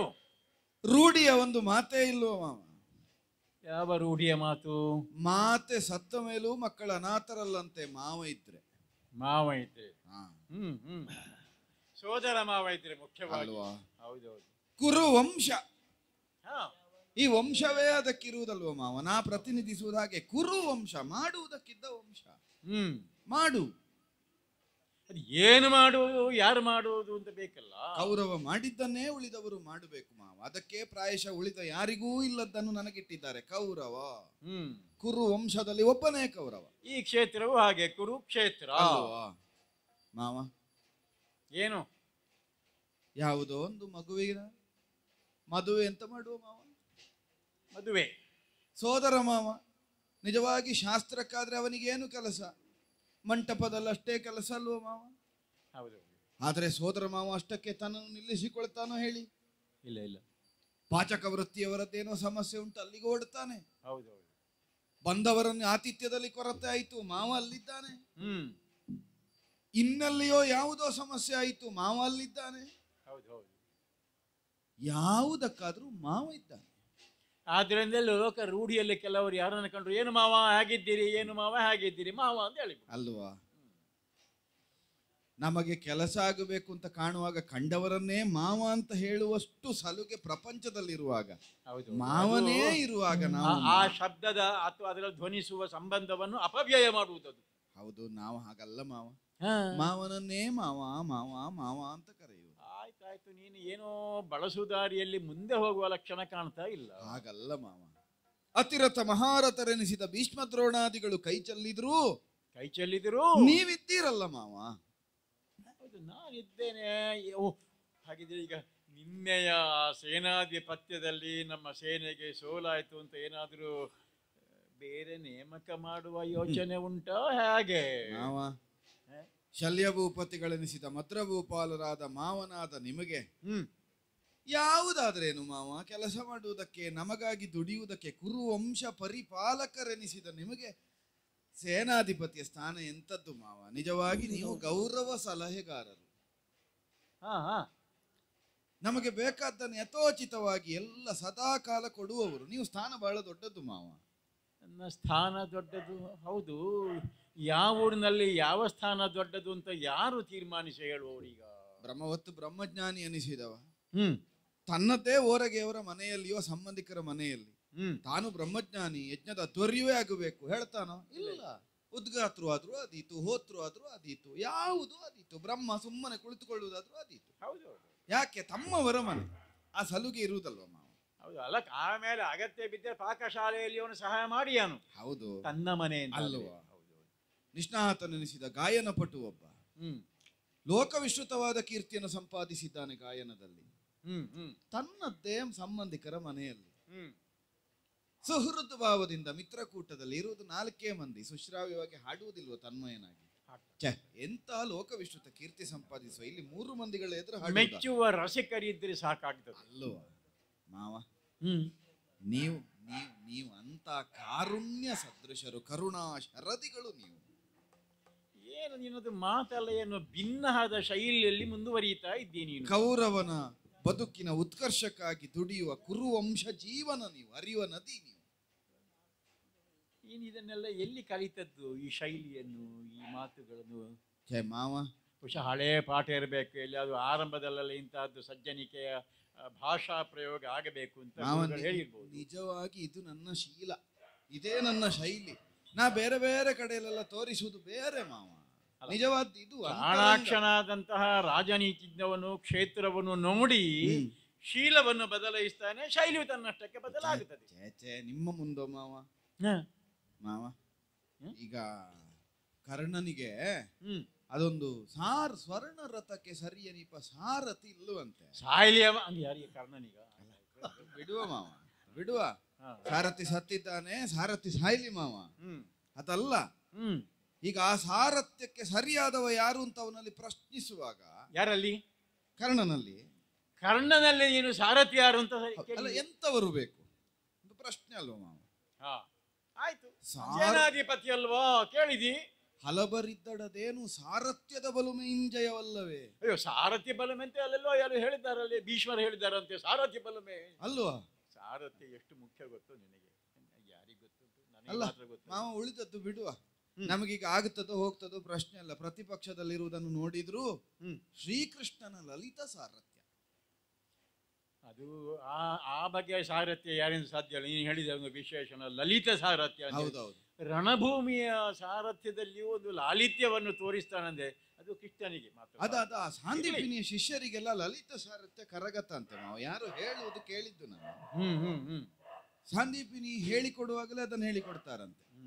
ಸಾಯುವಾಗಲೂ ನಗಾಡುವುದನ್ನು ಕಲಿಸುವುದು ಸಾಂದೀಪಿನಿಗಳು ಅಂತ ಎಲ್ಲಿಯೋ ಕೇಳಿದ್ದೇನೆ ನಾನು. ಪೂರ್ಣ ನನಗೂ ಗೊತ್ತಿಲ್ಲ. ಈಗ ಮಾವ ಏನು, ಈಗ ಪಾಂಡವ ಪ್ರತಿಷ್ಠಾಪನಾಚಾರ್ಯನಾಗಿ ಪಾಂಡವೋದ್ಧರಣನಾಗಿ ಶ್ರೀಕೃಷ್ಣನಿರುವಾಗ, ಕೌರವೋದ್ಧರಣನಾಗಿ ಕೌರವ ಪ್ರತಿಷ್ಠಾಪನಾಚಾರ್ಯನಾಗಿ ಮಾತ್ರೇಶನಿರುವಾಗ ಭಯ ಯಾಕೆ? ಕರ್ಣನಿಗೆ ನಾ ಹೇಳಿದ್ದೇನೆ, ಭಯ ಯಾಕೆ? ಬೇಕಾದ್ದೇನು? ಸ್ವರ್ಣರಥಕ್ಕೆ ಸರಿಯನಿಪ ಕೃಷ್ಣ ತುಲ್ಯನಾದ ಸಾರಥಿ ಅಲ್ವಾ? ನಮ್ಮ ಮಾವ ಇಲ್ವಾ? ಮಾಡುತ್ತಾರೆ. ನಾನು ಉದ್ಘೋಷಣೆ ಮಾಡಿದ್ದು ಮಾವ, ಆ ಕರ್ಣನಿಗೊಂದು ಸಾರಥ್ಯ ಮಾಡಿದ್ರೆ ನಾಳೆ ಪ್ರಸಂಗವೇ ಬದಲಾಗುತ್ತದಂತೆ. ಹತ್ತಿರ ಬನ್ನಿ, ನನಗೆ ಕೇಳಲಿಲ್ಲ ಸರಿ. ಅದು ಎಂತ ಹೇಳಿದೆ? ಅದೊಂದು ಸಾರಥ್ಯ ಒಂದು ಮಾಡಿದ ಸಾರಥ್ಯ ನೀವು ಕರ್ಣನಿಗೆ ನಾನು ಬಗಳಿನ್ನೊಮ್ಮೆ ಕುರುವುದೆಯೋ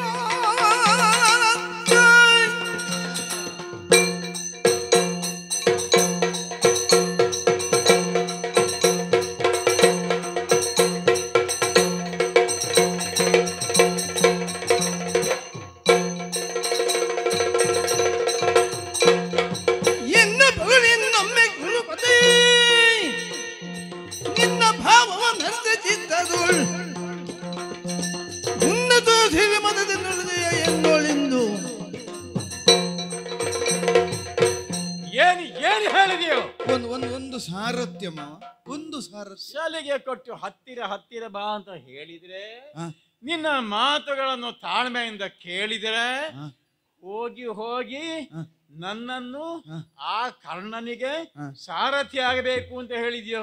ಎಂತ ದುರ್ಮತಿ! ಏನಾಯ್ತು?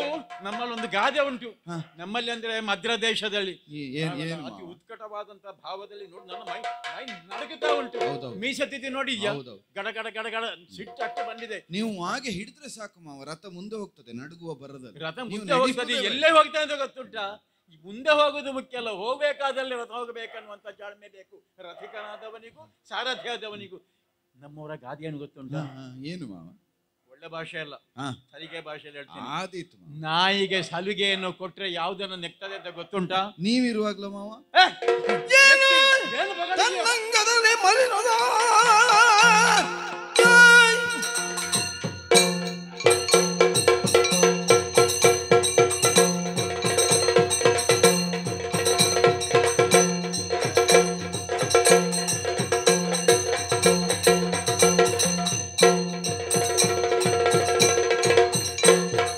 ಏನು ತನ್ನಂಗದಲ್ಲಿ ಮಲಿನದ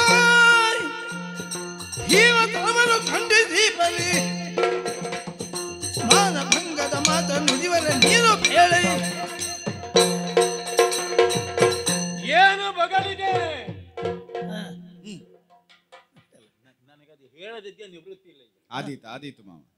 ಅಷ್ಟು ಸಿಟ್ಟು ಬಂದು ಹೋಗಿದೆ. ಹ್ಮ್ ಈ ಭಾವನೆ ನಮ್ಮ ನಿಯಂತ್ರಣವನ್ನು ಕಳೆದುಕೊಂಡಾಗ ಹ್ಮ್ ಯಥಾರ್ಥವಾಗಿ ಹೃದಯದಲ್ಲಿ ಉಕ್ಕಿ ಬರುವಂತಹ ರೋಷ ಉಂಟಲ್ಲ, ಅದಕ್ಕೆ ಅದೇ ಶಬ್ದ.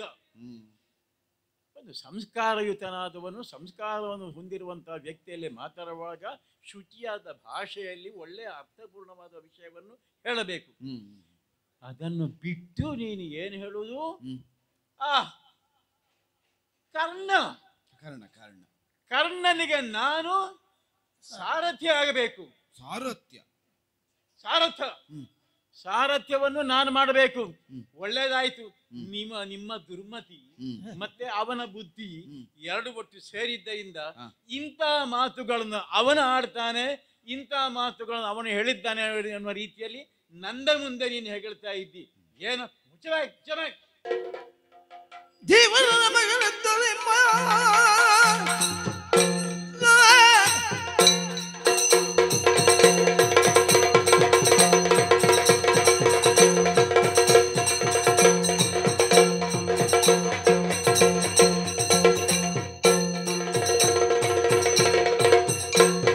ಜೀವನ ಮಗನತ್ತಲೆ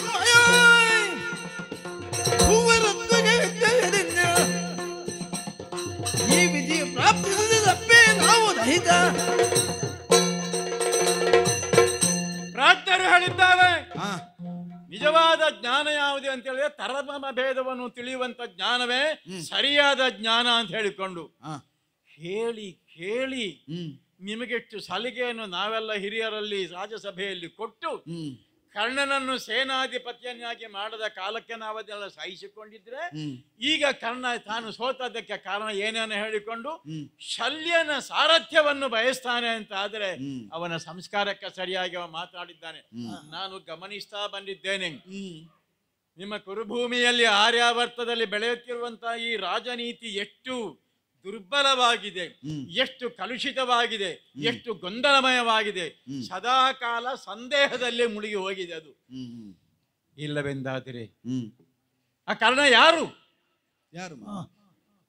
ಯಾರಾದ್ರೂ ಯಾರಿಗ್ ಗೊತ್ತು? ಹ್ಮ್ ಯಾರಿಗೂ ಸಾಮಾಜಿಕವಾದಂತಹ ಒಂದು ಸ್ಥಾನಮಾನ ಸರಿಯಾಗಿ ಅವನಿಗೆ ಇನ್ನೂ ನಿಷ್ಕರ್ಷೆಯಾಗಲಿಲ್ಲ. ಆಗ್ಲಿಲ್ಲ. ನಿನ್ನ ಅಪ್ಪನ್ಯಾರು, ಹಾ ನಿನ್ನ ಅಮ್ಮನ್ಯಾರು ಅಂತ ಅವನ ಮುಂದೆ ಹೋಗಿ ನಿಂತು ಹ್ಮ್. ಅಪ್ಪ ಅಮ್ಮ ಸರಿಯಾಗಿ ನೋಡಿದ್ದಾರಲ್ಲ, ಹಾ. ಎದೆ ತಟ್ಟಿ ಹೇಳಿದ್ರೆ ಹ್ಮ್. ಧೈರ್ಯದಿಂದ ಉತ್ತರಿಸುವಂತ ಎದೆಗಾರಿಕೆ ಆ ಮಗನಿಗಿಲ್ಲ. ಮಗನಿಗಂದ್ರೆ ಹೌದೌದು. ಸಿಟ್ಟಿನಲ್ಲಿ ನಾನು ತಾನು ಹೇಳ್ತಾ ಯಾರು ಇದ್ದೆ. ಅಂತ ಗೊತ್ತಿಲ್ಲದ್ದು ಪರಬ್ರಹ್ಮ ಅಂತ. ಅದು ಉಚ್ಚಾರ ಮಾತಾಡ್ತಾರೆ ತತ್ವಜ್ಞಾನಿಗಳಂತ ಹೇಳಿಕೊಂಡು ಬಿಡು. ಅವ ಹ್ಮ್. ಅಧಿರಥನಿಂದ ಪಾಲಿತ ಪುತ್ರ ಅವ. ಹ್ಮ್ ಅವನಿಗೆಲ್ಲೋ ಸಿಕ್ಕಿತಂತೆ. ಹ್ಮ್ ಇರ್ಲಿ, ಹ್ಮ್ ಅವನ ಸಂಸಾರ ಯಾರೊಂದಿಗೆ? ಹ್ಮ್. ಧೀವರರೊಂದಿಗೆ. ಹೌದೌದು. ಇನ್ನು ಕೆಲವರು ಹೇಳ್ತಾರೆ ಎಲ್ಲವೋ ಮೊಗೇರನ ಮಗನೇ ಅಂತ ಸಿಟ್ಟು ಬಂದವ, ಹಾ. ಸಿಟ್ಟು ಬಂದವ ಹ್ಮ್. ಹೇಳ್ತಾರ ಅವರು. ಹ್ಮ್ ಹಾಗಾಗಿ ಅವನ ಮೊಗದಲ್ಲೊಂದು ವೀರಸ್ಥಳೆ ಉಂಟು. ಮೊಗದಲ್ಲಿ ಬೀರದುಂಟು. ಆ ಶಬ್ದಕ್ಕೆ ಅಪವ್ಯಾಖ್ಯಾನ ನಿಮ್ಮಂತವರು ಮಾಡಿ ಅವನನ್ನು ಅವನು ಮೇಲೆ ಕೂತ್ಕೊಳ್ತೀರಲ್ಲ, ಮೇಲೆ ಕೂತ್ಕೊಳ್ತೀರಲ್ಲ, ಅವನು ಧೀವರ. ಅದು ಧೀವರ. ನೀವೆಲ್ಲ ಅಲ್ಪ ಪ್ರಾಣವನ್ನು ಮಹಾಪ್ರಾಣ ಮಾಡ್ತೀರಿ. ನಮಗವ ಪಂಚಪ್ರಾಣ. ನೀವೆಲ್ಲ ಅಲ್ಪ ಪ್ರಾಣಿಗಳು ಆದದ್ದರಿಂದ ಅದನ್ನು ಮಹಾಪ್ರಾಣ ಮಾಡುವುದು. ಹ್ಮ್ ಅವ ಧೀವರ ಅಲ್ಲ. ಹಾ ಹಾ ಈ ಶಕ್ತಿ ಇಲ್ಲ ಅವನಿಗೆ. ಹಾ ಇದ್ದರೆ ಹೀಗೆ ಇವನು ಹ್ಮ್ ಬದುಕಿನಲ್ಲಿ ಸರಿಯಾದ ಒಂದು ದಾರಿಯಲ್ಲಿ ಮುಂದೆ ಹೋಗಬೇಕು ಅಂತ ಗೊತ್ತಿಲ್ಲದಂತ ಆ ಮೊಗೇರನ ಮಗ. ಮೊಗೇರ ಅಂದ್ರೆ ಹ್ಮ್ ಅವನಪ್ಪ ಸೂತನು ಹೌದು ಇಲ್ಲಿ ಹಸ್ತಿನಾವತಿಯಲ್ಲಿ, ಇಲ್ಲಿ ಹಾಗೆ ಯಾರಿಲ್ಲ ಸೂತ ಮಾವ. ವೃತ್ತಿಯೂ ಹೌದು. ಇಲ್ಲಿ ಯಾರಿಲ್ಲ ಆಮೇಲೆ ಮಾವ, ನೀವು ಏನು ಹೇಳಿ. ಅಲ್ಲ ಏನು ಅಲ್ಲ ಅವ ಸೂತ ನಾವಿಬ್ಬರೇ ಇರು. ನಿತ್ಯವೂ ರಥ ಓಡಿಸಬೇಕಾದಂತ ಪ್ರಮೇಯ ಏನು ಇಲ್ಲ ಧೃತರಾಷ್ಟ್ರನಿಗೆ. ಅವನು ಹ್ಮ್. ಆವಾಗ ಏನು ಮಾಡ್ತಾನೆ, ಮತ್ತೆ ಬಿಡು ಇದ್ದವಾಗ ಬಲೆ ಹಿಡ್ಕೊಂಡು ಹೋಗ್ತಾನೆ, ಗಾಳವು ಹಾಕ್ತಾನೆ. ಹೌದೌದು. ನೀಂಗುಲಿಗರ ಮಗ ಅವ, ಹೌದೌದು. ಸಾಕಲ್ಪ. ಬಹಳ ಸ್ವಾವಲಂಬಿ. ಆ ಜೀವರನ ಮಗನೆತ್ತ. ಹ್ಮ್. ನಾವು ಭೂವರರು. ನೀವು ಭೂವರರು. ಭೂವರರು. ಆ. ನಮ್ಮ ತೂಕ ಏನು? ಅವ ಎಲ್ಲಾದ್ರೂ ಬಲೆ ಹಿಡ್ಕೊಂಡು ಹೋದಾನು. ಹಾ, ಹಾ, ಹಾ. ಆಮೇಲೆ ಗಾಳ ಹಾಕಿ ಅಷ್ಟೇ ಅಲ್ಲ, ಬೇರೆ ಕೆಲಸ ಮಾಡ್ತಾನೆ ಅಂತ ಗೊತ್ತು ನನಗೆ. ಅವ ಅಂದ್ರೆ ಭಲೇಕರ. ಅವ ಯಾವುದು ಅಂತ ಒಂದು ಮರ್ಯಾದಿತವಾದಂತ ಸ್ಥಾನದೊಳಗೆ ಅವ ಇದ್ದು ಹ್ಮ್. ಒಂದು ಇಂಥ ನಿರ್ವಚನಕ್ಕೆ ಇಂಥ ವಿವರಣೆಗೆ ಸಿಗುವ ವ್ಯಕ್ತಿ ಅಂತ ಆಗಿದ್ದರೆ ಹ್ಮ್. ನಮ್ಮಂತವರು ಅವನನ್ನು ಗೌರವಿಸಬಹುದಿತ್ತು. ಹ್ಮ್. ಒಮ್ಮೆ ಧೀವರನಾಗ್ತಾನೆ, ಹ್ಮ್. ಒಮ್ಮೆ ಭೂವರ ಅಂತ ಹೇಳಿಕೊಳ್ತಾನೆ. ಹ್ಮ್. ನೀನೇ ಕೊಟ್ಟಿದ್ದಿ ಅವನಿಗೆ ಗೊತ್ತುಂಟು ಅಂಗರಾಜ್ಯವನ್ನು. ಹ್ಮ್. ಆದ್ರೆ ಅಂಗರಾಜ್ಯವನ್ನು ಪಾಲಿಸುವುದಕ್ಕೆ ಬೇಕಾದಂತಹ ಕ್ಷತ್ರಿಯ ಸಾಮರ್ಥ್ಯ ಎಷ್ಟಲ್ಲಿ ತೋರಿಸಿದ್ದಾನೆ, ಆಡಳಿತದಲ್ಲಿ ಅವನು ಎಷ್ಟು ವಿಚಕ್ಷಣನಿದ್ದಾನೆ ಯಾರಿಗ್ ಗೊತ್ತು. ಸಾಕ್ಷ್ಯ ನಮಗೆಲ್ಲಿ ಸಿಕ್ಕದ್ದಿಲ್ಲ. ಹ್ಮ್. ಹೇಳಿಕೊಳ್ಳುವುದಕ್ಕೆ ಸ್ಥಾನೋನ್ನತಿಗೆ ಬೇಕಾಗಿ ಹ್ಮ್. ಅದು ಯಾವುದೋ ಒಂದು ನಿಶ್ಚಿತವಾದಂತ ಉದ್ದೇಶಕ್ಕೆ ಒಂದು ಸ್ಥಾನ ಬೇಕು ಅಂತ ಹೇಳಿದವಾಗ ನಾವು ಪಟ್ಟ ಕಟ್ಟಿದ್ದೇವೆ, ಅವನಿಗೆ ಆ ಸ್ಥಾನ ಸಿಕ್ಕಿತು, ಇನ್ನು ಅರ್ಹತೆ ಬಂತು ಅಂತ ಅದದ್ದು ಹೊರತು. ಇಲ್ಲದಿರ ಅವನು ಭೂವರನು, ಅಂಗಾಧಿಪತಿಗಿಂತ ನೀವೆಲ್ಲ ಗೌರವದಿಂದ ಕರೆಯಬಹುದು. ಅವ ಧೀವರ, ನಾವು ಭೂವರ.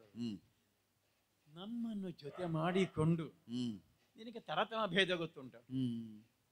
ಯಾರು ಯಾರಿಗೆ ಸಾರಥ್ಯವನ್ನು ಮಾಡುವುದು, ರಥಿಕನ ಯೋಗ್ಯತೆ ಏನು, ಸಾರಥ್ಯ ಯೋಗ್ಯತೆ ಏನು. ನಾನವಾಗ ಆಧ್ಯಾತ್ಮಿಕ ವಿಷಯ ಹೇಳಿದೆ ಅಲ್ಲ, ಆವಾಗ ಹೌದು ಆತ್ಮಕ್ಕೆ ಬುದ್ಧಿ ಎನ್ನುವಂತದ್ದು ಸಾರಥ್ಯ ಸ್ಥಾನದಲ್ಲಿ ಇರ್ತದೆ, ನಿಜ ಹೌದು. ಅಲ್ಲ, ಬುದ್ಧಿ ನನಗಿರುವುದು, ನಾನೇ ಸಾರಥ್ಯ ಆಗಬೇಕು ಇವರಿಗೆ. ಅಂದ್ರೆ ಸಾರಥ್ಯ ಅಂದ್ರೆ ದಾರಿ ತೋರಿಸಬೇಕಾದವನಾಗಬೇಕು. ಏನ್ ಮಾಡುವ, ಹಳೆಯ ಬುದ್ಧಿ ಎಲ್ಲ ಬೇಡ, ಹೊಸ ಕುಹಕ ಬುದ್ಧಿಯೇ ನಿಮಗೆಲ್ಲ ಬೇಕಾದದ್ದು. ಆದ್ದರಿಂದ ಮುಚ್ಚಬಾಯ್, ಇವರನತ್ತ ಭೂವರನತ್ತ ನಾವು ಸುಲಭದಲ್ಲಿ ಬಗ್ಗುವರಲ್ಲ. ಏನ್ ನನ್ನ ಮರ್ಯ ತೆಗಿತೇನೆ ನೀನು, ಮಾನ ತೆಗಿತೇನೆ ನೀನು.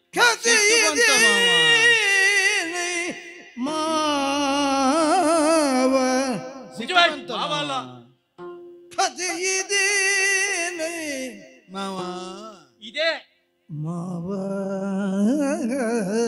ನನಗೆ ಏನು ಬಹಳ ರಂಜನೆಯ ಮಾತು. ಇನ್ನೂ ಕೆಳಗಿಳಿಸುವುದಕ್ಕೆ ಆಗುದಿಲ್ಲ ಮಾವ. ನೀನೇ ಗತಿಯು, ನೀನೇ ಮತಿಯು ಮಾವ, ಮಾವ. ನೀನೇ ಗತಿಯು ಎನ್ನುತನ ಬಂದರೆ ಎನ್ನೊಡನೆ ಅತಿಶಯದ ಮಾತೇಕೆ. ಇಷ್ಟೆಲ್ಲ ಬೇಕಿತ್ತು ಮಾವ. ಬಿಡು ಬಿಡು. ಕಾರುಣ್ಯ ದೃಷ್ಟಿಯನ್ನು ಪಥೀಕರಿಸುತ್ತ ಸ್ವಲ್ಪ ಈ ಕಡೆ ನೋಡಿ ಮಾವ. ಇನ್ನೇನು ನೋಡುವುದಕ್ಕಿದೆ. ಅತಿಶಯದ ಮಾತೇಕೆ ಬಿಡು ಎನ್ನೋಳು. ಕಾರುಣ್ಯ ದೃಷ್ಟಿಯನ್ನು ಪಥೀಕರಿಸುತ್ತೆ ಮಗುಂದು ನೀನು ಉಪಕೃತಿಯ ಮಾಡಿದು. ನಿನ್ನ ಶೌರ್ಯೋನ್ನತಿಯ ಮೆರೆಸಲು ಬೇಕು ಮಾವಾಗ. ನಿನ್ನ ಶೌರ್ಯೋನ್ನತಿಯ ಮೆರೆಸಲು ಬೇಕು. ಯಾವುದು ಬಿಟ್ರು ಮಾವ ಬಿಡ್ಲಿಕ್ಕಿಲ್ಲ. ಏನಲ್ಗಿಂತೆಂದನ ಶಾಲ್ಯಾಗ ಮಾವ ಖತಿದೇನೈ ಮಾವ. ನೀನೇ ಗತಿಯು, ನಮಗೆ ಸದ್ಗತಿಯೇ ನೀನು. ನೀನೇ ಗತಿಯೋ ಎನ್ನುತ್ತ ಮಾವ.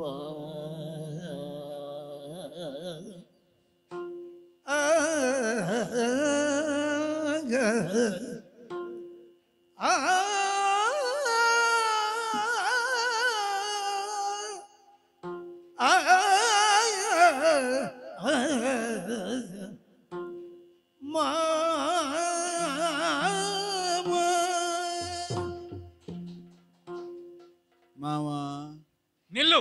ಸಿಟ್ಟು ಬಂತು ಮಾವ. ಸಿಟ್ಟು ಬರ್ಲಿಲ್ಲ, ಸ್ವಲ್ಪ ಬಾಯಾರಿಕೆ ಕುಡಿದು ಬರ್ತೇನೆ. ಮಾವ ಬಿಸಿ ಬಿಸಿ ಬಿಸಿ ಬಿಸಿ ಆಗಿದೆ ನಿನ್ನ ಮಾತನ್ನು ಕೇಳಿ ಉಸಿರಾಡ್ಲಿಕ್ಕೆ ಆಗ್ತಾ ಇಲ್ಲ. ಬೇಡ ಮಾವ, ಹಾ, ಕುಡಿಯದೇ ಇಷ್ಟು ಮಾತಾಡ್ತೀರಿ. ಕೆಲವರಿಗೆ ಮಾತಾಡ್ಬೇಕಿದ್ರೆ ಕುಡಿಬೇಕಾಗ್ತದೆ ಗೊತ್ತಾ ನಿನಗೆ? ಕುಡಿದ್ರೆ ತೊಂದ್ರೆ ಇಲ್ಲ ಮಾವ, ಕುಡಿದಷ್ಟು ದುಡಿಬೇಕಲ್ವಾ ಹಾ, ಮಾವ. ಹಾ. ಸಿಟ್ಟು ಬಂತ ಮಾವ ನನ್ನ ಮೇಲೆ? ನಿಮ್ಮೂರಿನಲ್ಲಿ ಸಿಟ್ಟಿಗೆ ಇನ್ನೇನು ವ್ಯಾಖ್ಯಾನ ಉಂಟು? ಕತೆ ಇದೇನೈ ಮಾವ? ನನ್ನ ಮುಖ ನೋಡು, ನನ್ನ ಮೈ ನೋಡು, ನನ್ನ ಮೀಸೆ ನೋಡು, ನನ್ನ ಕಣ್ಣು ನೋಡು. ಸಿಟ್ಟು ಬಂತು ನಾನು ಹೇಳ್ಬೇಕಾ? ಮಾವ, ಸಾರಥ್ಯದ ವಿಷಯವನ್ನು ಬಿಡುವ ಬಿಡುವ. ಈಗ ಬೇರೆ ಒಂದು ಪಾತಾಳಿಗೆ ಬರೋಣ. ನೀವು ಸಿಟ್ಟು ಮಾಡುವುದು ಯಾಕೆ? ಬಿಡುವ. ನೀನು ಹೇಳಿದ ಸಿಟ್ಟು ಧೀವರನೆತ್ತ ಭೂವರನೆತ್ತ ಬಿಡುವ ಮಾವ. ಅವನಿಗೆ ಕರ್ಣನು ರಥಿಕನಾಗಿರುವಾಗ ಈ ಶಲ್ಯಭೂಪ ಸಾರಥ್ಯ ಆಗಿರುವುದು ನನಗೇನು ಸಾಮಾಜಿಕ ಮರ್ಯಾದೆ ಇಲ್ವೋ? ಜ್ಞಾನ ಇಲ್ವೋ? ಛೇ, ನಿಮ್ಮದೇನು ಸಣ್ಣ ಮರ್ಯಾದೆಯೋ ಮಾವ? ಮಾವ ಬಿಡಿ, ಸಾರಥ್ಯವನ್ನು ಬಿಡುವ ಮಾವ. ನಾವು ಬೇರೆ ಮಾತಾಡುವ ಮಾವ. ಬೇರೆ ಎಂತದು ಮಾತಾಡುವುದು ಮಾವ? ಅನಾಥನಾದ ಶಿಶುವಿಗೆ ಸನಾತತ್ವವನ್ನು ಒದಗಿಸುವವನಿಗೆ ದೇವರು ಅಂತ ಹೆಸರಲ್ವ ಮಾವ? ದೇವರ ಸ್ವಭಾವಕ್ಕೆ ವ್ಯಾಖ್ಯಾನ ಏನು ಅಂತ ಕೇಳಿದಾಗ ಅಧ್ಯಾತ್ಮ ತಿಳಿದ ಭಾಗವತರೆಲ್ಲ ಹೇಳಿದ್ರು, ಕಾರುಣ್ಯವೇ ಭಗವಂತನಿಗೆ ಶೀಲ ಅಂತ. ಹೌದೌದು. ಕರುಣೆಯೊಂದನ್ನು ಬಿಟ್ಟು ಭಗವಂತನಿಗೆ ಬೇರೆ ಗುಣವೇ ಇಲ್ಲವಂತೆ. ಕೆಲವರಿಗೆ ನಿಗ್ರಹ ರೂಪದ ಅನುಗ್ರಹ ಮಾಡುವಾಗ ಭಗವಂತನು ಕ್ರೂರಿಯಾಗ್ತಾನೆ. ಹೌದಾ? ಅದು ನಿಗ್ರಹವು ಅನುಗ್ರಹವು ಕಾರುಣ್ಯದ ಎರಡು ಮುಖಗಳ. ಗುರುಪಾಠ ಸ್ವಲ್ಪ ಸ್ವಲ್ಪ ನೆನಪುಂಟು ನಿನಗೆ ಅಲ್ವಾ? ನನಗೆ ಬೇಕಾದಾಗ ಬೇಕಾದ್ದು ನೆನಪಾಗ್ತದೆ ಮಾವ. ಮಾವ, ಈಗ ನನ್ನ ವಿಷಯದಲ್ಲಿ ಅದು ಆಗಲಿಲ್ಲ, ನನ್ನ ಯೋಗ್ಯತೆ ನಿನಗೆ ಗೊತ್ತಾಗಲಿಲ್ಲ. ಮಾವ ಹೇಳು. ಯಾರೇ ಆಗಲಿ ಒಂದು ಪ್ರದಕ್ಷಿಣೆ ಅಂತ ದೇವರಿಗೆ ಬರುವಾಗ ಏನು ಹೇಳುವುದು ಮಾವ? ಅನ್ಯಥಾ ಶರಣಂ ನಾಸ್ತಿ ತ್ವಮೇವ ಶರಣಂ ಮಮ. ಹೌದಾ? ನನಗೆ ಬೇರೆ ಗತಿ ಇಲ್ಲ, ನೀನೇ ಗತಿ, ನೀನೇ ಮತಿ, ತ್ರಾಹಿ ಪಾಹಿ ಅಂತ ಕಾಲಿಗೆ ಎರಗುವುದಲ್ವ ಮಾವ? ಹೌದೌದು. ನಿಮ್ಮ ಪಾದ ಸಂಪೂರ್ಣ ಶರಣಾಗತಿಯ ಪ್ರಪತ್ತಿ ಅಂತ ಆದರೆ ನಾನೀಗ ನಿಮ್ಮ ಪ್ರಪನ್ನ ಭಾವದಿಂದ ಶರಣಾಗತನಾಗಿ ಹೇಳುವುದು, ನನಗೆ ನೀನೇ ಗತಿ ಮಾವ, ನನಗೆ ನೀನೇ ಮತಿ ಮಾವ, ನೀವಲ್ಲದೆ ಇನ್ಯಾರಿದ್ದಾರೆ? ಹೌದೌದು ಮಾವ, ಮತಿ ನನ್ನಲ್ಲಿ ಉಂಟು, ಗತಿ ನಿನಗೆ ಕಾಣಿಸಬೇಕು. ಕಾರುಣ್ಯ ದೃಷ್ಟಿಯ ಪತಿಕರಿಸು, ಕತಿಯನ್ನು ಬಿಡು, ಸಿಟ್ಟನ್ನು ಬಿಡಿ ಮಾವ. ಬಿಟ್ಟು ಏನು ಮಾಡಬೇಕು ಮಾವ? ಏನು? ಈಗ ಕತಿ ಎಂಬ ಶಬ್ದಕ್ಕೆ ಯಾವುದರೊಟ್ಟಿಗೆ ಸೇರಿಸ್ತೇವೋ ಅದರಿಂದ ಅರ್ಥ ವ್ಯಾಖ್ಯಾನ ಬರುವುದಲ್ವ? ಹೌದೌದು. ಒಂದು ಶಬ್ದಕ್ಕೆ ಅದರ ಸಂದರ್ಭದಲ್ಲೇ ಸರಿಯಾದ ಖಚಿತವಾದ ಅರ್ಥ ಲಭ್ಯವಾಗುವುದು ಅಲ್ವಾ? ಈಗ ನಾವು ಗತಿ ಎಂಬುದಕ್ಕೆ ಸಾಮಾನ್ಯ ಅರ್ಥವನ್ನು ಕಲ್ಪಿಸುವುದಾದ್ರೆ ಗತಿ ಚಲನೆ ಅಲ್ವ ಮಾವ? ಅದು ಸಾಗುವುದು. ಸಾಗುತ್ತಾ ಇರುವ ಕೌರವನ ಬದುಕು, ಕೌರವನ ಮನೋರಥ, ಅದಕ್ಕೊಂದು ನಿರ್ದಿಷ್ಟವಾದ ಗತಿಯನ್ನು ತೋರಿಸಬಹುದಾದ ಸಾಧ್ಯತೆ ಇರುವುದು ನಿಮಗೆ ಮಾತ್ರ ಮಾವ. ಕೌರವನ ಮನೋರಥಕ್ಕೆ ಒಂದು ಸರಿಯಾದ ಗತಿಯನ್ನು ತೋರಿಸುವುದಕ್ಕೆ ಈ ಶಲ್ಯ ಸಾರಥ್ಯವನ್ನು ಮಾಡಬೇಕು ಮಾವ. ಈ ಶಲ್ಯ ಸಾರಥ್ಯವನ್ನು ಬೇಕಾದಾಗ ನೀನು ವಿವರಿಸುವುದಕ್ಕೆ ಹಾಗಲ್ಲ ಮಾವ. ಪಾಂಡು ಚಿಕ್ಕಪ್ಪ ಯಜ್ಞ ಮಾಡುವಾಗ ಸಾರಥ್ಯ ಮಾಡಿದ್ರಂತೆ ನೀವು. ಅಯ್ಯೋ ಕೌರವ, ನೀವೆಲ್ಲ ಅವಾಗ ಹುಟ್ಲಿಲ್ಲ, ವಿಷಯ ಎಲ್ಲ ಗೊತ್ತಿಲ್ಲ. ನಮ್ಮ ಈ ಹಳಬರ ಹಳೆಯ ಕಥೆಯನ್ನೆಲ್ಲ ಕೇಳಿದ್ರೆ, ಚರಿತ್ರೆ ಯಾರಾದ್ರೂ ಬರೆದ್ರೆ, ವ್ಯಾಸರು ಬರೀತಾರೆ ಇಲ್ವೋ? ಒಂದು ವೇಳೆ ವ್ಯಾಸರು ಬರೆದ್ರೆ ಪಾಂಡು ದಿಗ್ವಿಜಯದಲ್ಲಿ ಶಲ್ಯನ ಸಾರಥ್ಯದ ವೈಖರಿಗೆ ಎಷ್ಟು ಸಾಲುಗಳನ್ನು ಕೊಡ್ತಾರ ಅವ್ರಿಗೆ ಗೊತ್ತಿಲ್ಲ. ಅದು ಬಹುದೊಡ್ಡ ಕಥೆ ಮಾರಾಯ ಮಾವ. ಮೊನ್ನೆ ಆ ಕತೆ ಕೇಳಿ, ಪಾಂಡು ದಿಗ್ವಿಜಯದ ಕತೆ ಕೇಳಿ ನಾನು ಎಷ್ಟು ಕಣ್ಣೀರಿಳಿಸಿದ್ದೇನೆ ಗೊತ್ತಾ? ಯಾಕೆ? ಬೇಸರದಲ್ಲಿ? ಹಾಗಲ್ಲ ಮಾವ. ಮತ್ತೆ ಪಾಂಡು ದಿಗ್ವಿಜಯದಲ್ಲಿ ಶಲ್ಯ ಸಾರಥ್ಯ ನೋಡುವುದಕ್ಕೆ ನಾ ಹುಟ್ಟಲಿಲ್ಲಲ್ಲ ಅಂತ ತಲೆ ಬಡ್ಕೊಂಡು ಕಣ್ಣೀರಿಳಿಸಿದ್ದೇನೆ. ನನಗೊಂದು ಆ ದೃಶ್ಯ ನೋಡುವ ಪ್ರಯೋಜನ, ಇದು ಕಥೆ ಮಾತ್ರ ನಮಗೀಗ. ನನಗೊಂದು ಆ ದೃಶ್ಯ ನೋಡುವ ಭಾಗ್ಯ ಸಿಕ್ಕದೆ ಹೋಯ್ತಲ್ಲ ಅಂತ ಕಣ್ಣೀರಿಳಿಸಿದ್ದೇನೆ. ಕಥೆ ಹೇಳಿದವಾಗ್ಲೂ ದೃಶ್ಯವನ್ನು ಕಲ್ಪಿಸಿಕೊಂಡೆಯಾ? ದೇವಸಾರಥಿ ಮಾತಲಿಗೆಣೆಯನಿಸಿದ ಶಲ್ಯ ಸಾರಥ್ಯವಂತೆ. ಏನು ಏನು ನಮ್ಮ ಸಾರಥ್ಯ ಅಂದ್ರೆ ಎಲ್ಲ ಮಾವ.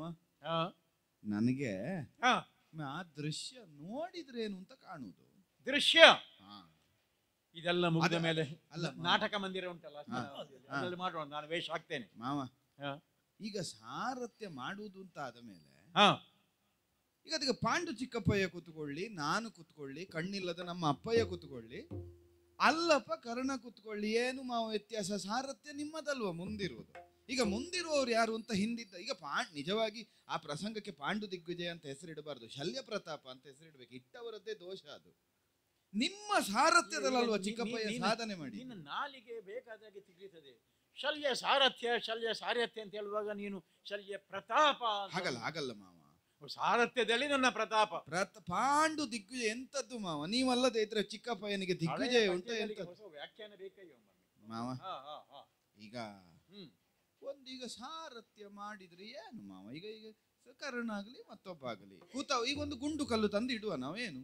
ರತಿಕನ ಸ್ಥಾನದಲ್ಲಿ ಯಾರೇ ಇರ್ಲಿ, ಈಗ ನೀವೊಂದು ಚಮ್ಮಟಿಕೆ ಹಿಡಿದು ಸಾರಥ್ಯ, ನಾವು ಆ ಪ್ರಸಂಗಕ್ಕೆ ಶಲ್ಯ ಸಾರಥ್ಯ ಅಂತಲೇ ಹೆಸರಿಡುವ ಮಾವ. ಬೇರೆ ಯಾವುದು ಬೇಡ, ಕರ್ಣನ ವಿಷಯ ತೆಗೆಯುವುದೇ ಬೇಡ. ಶಲ್ಯ ಸಾರಥ್ಯವನ್ನು ಮಾಡಬೇಕು. ಮಾಡುವುದು ಅದೇ ನೀವೇನು ಮಾಡಬೇಕು ಗೊತ್ತುಂಟಾ? ಕೇಳು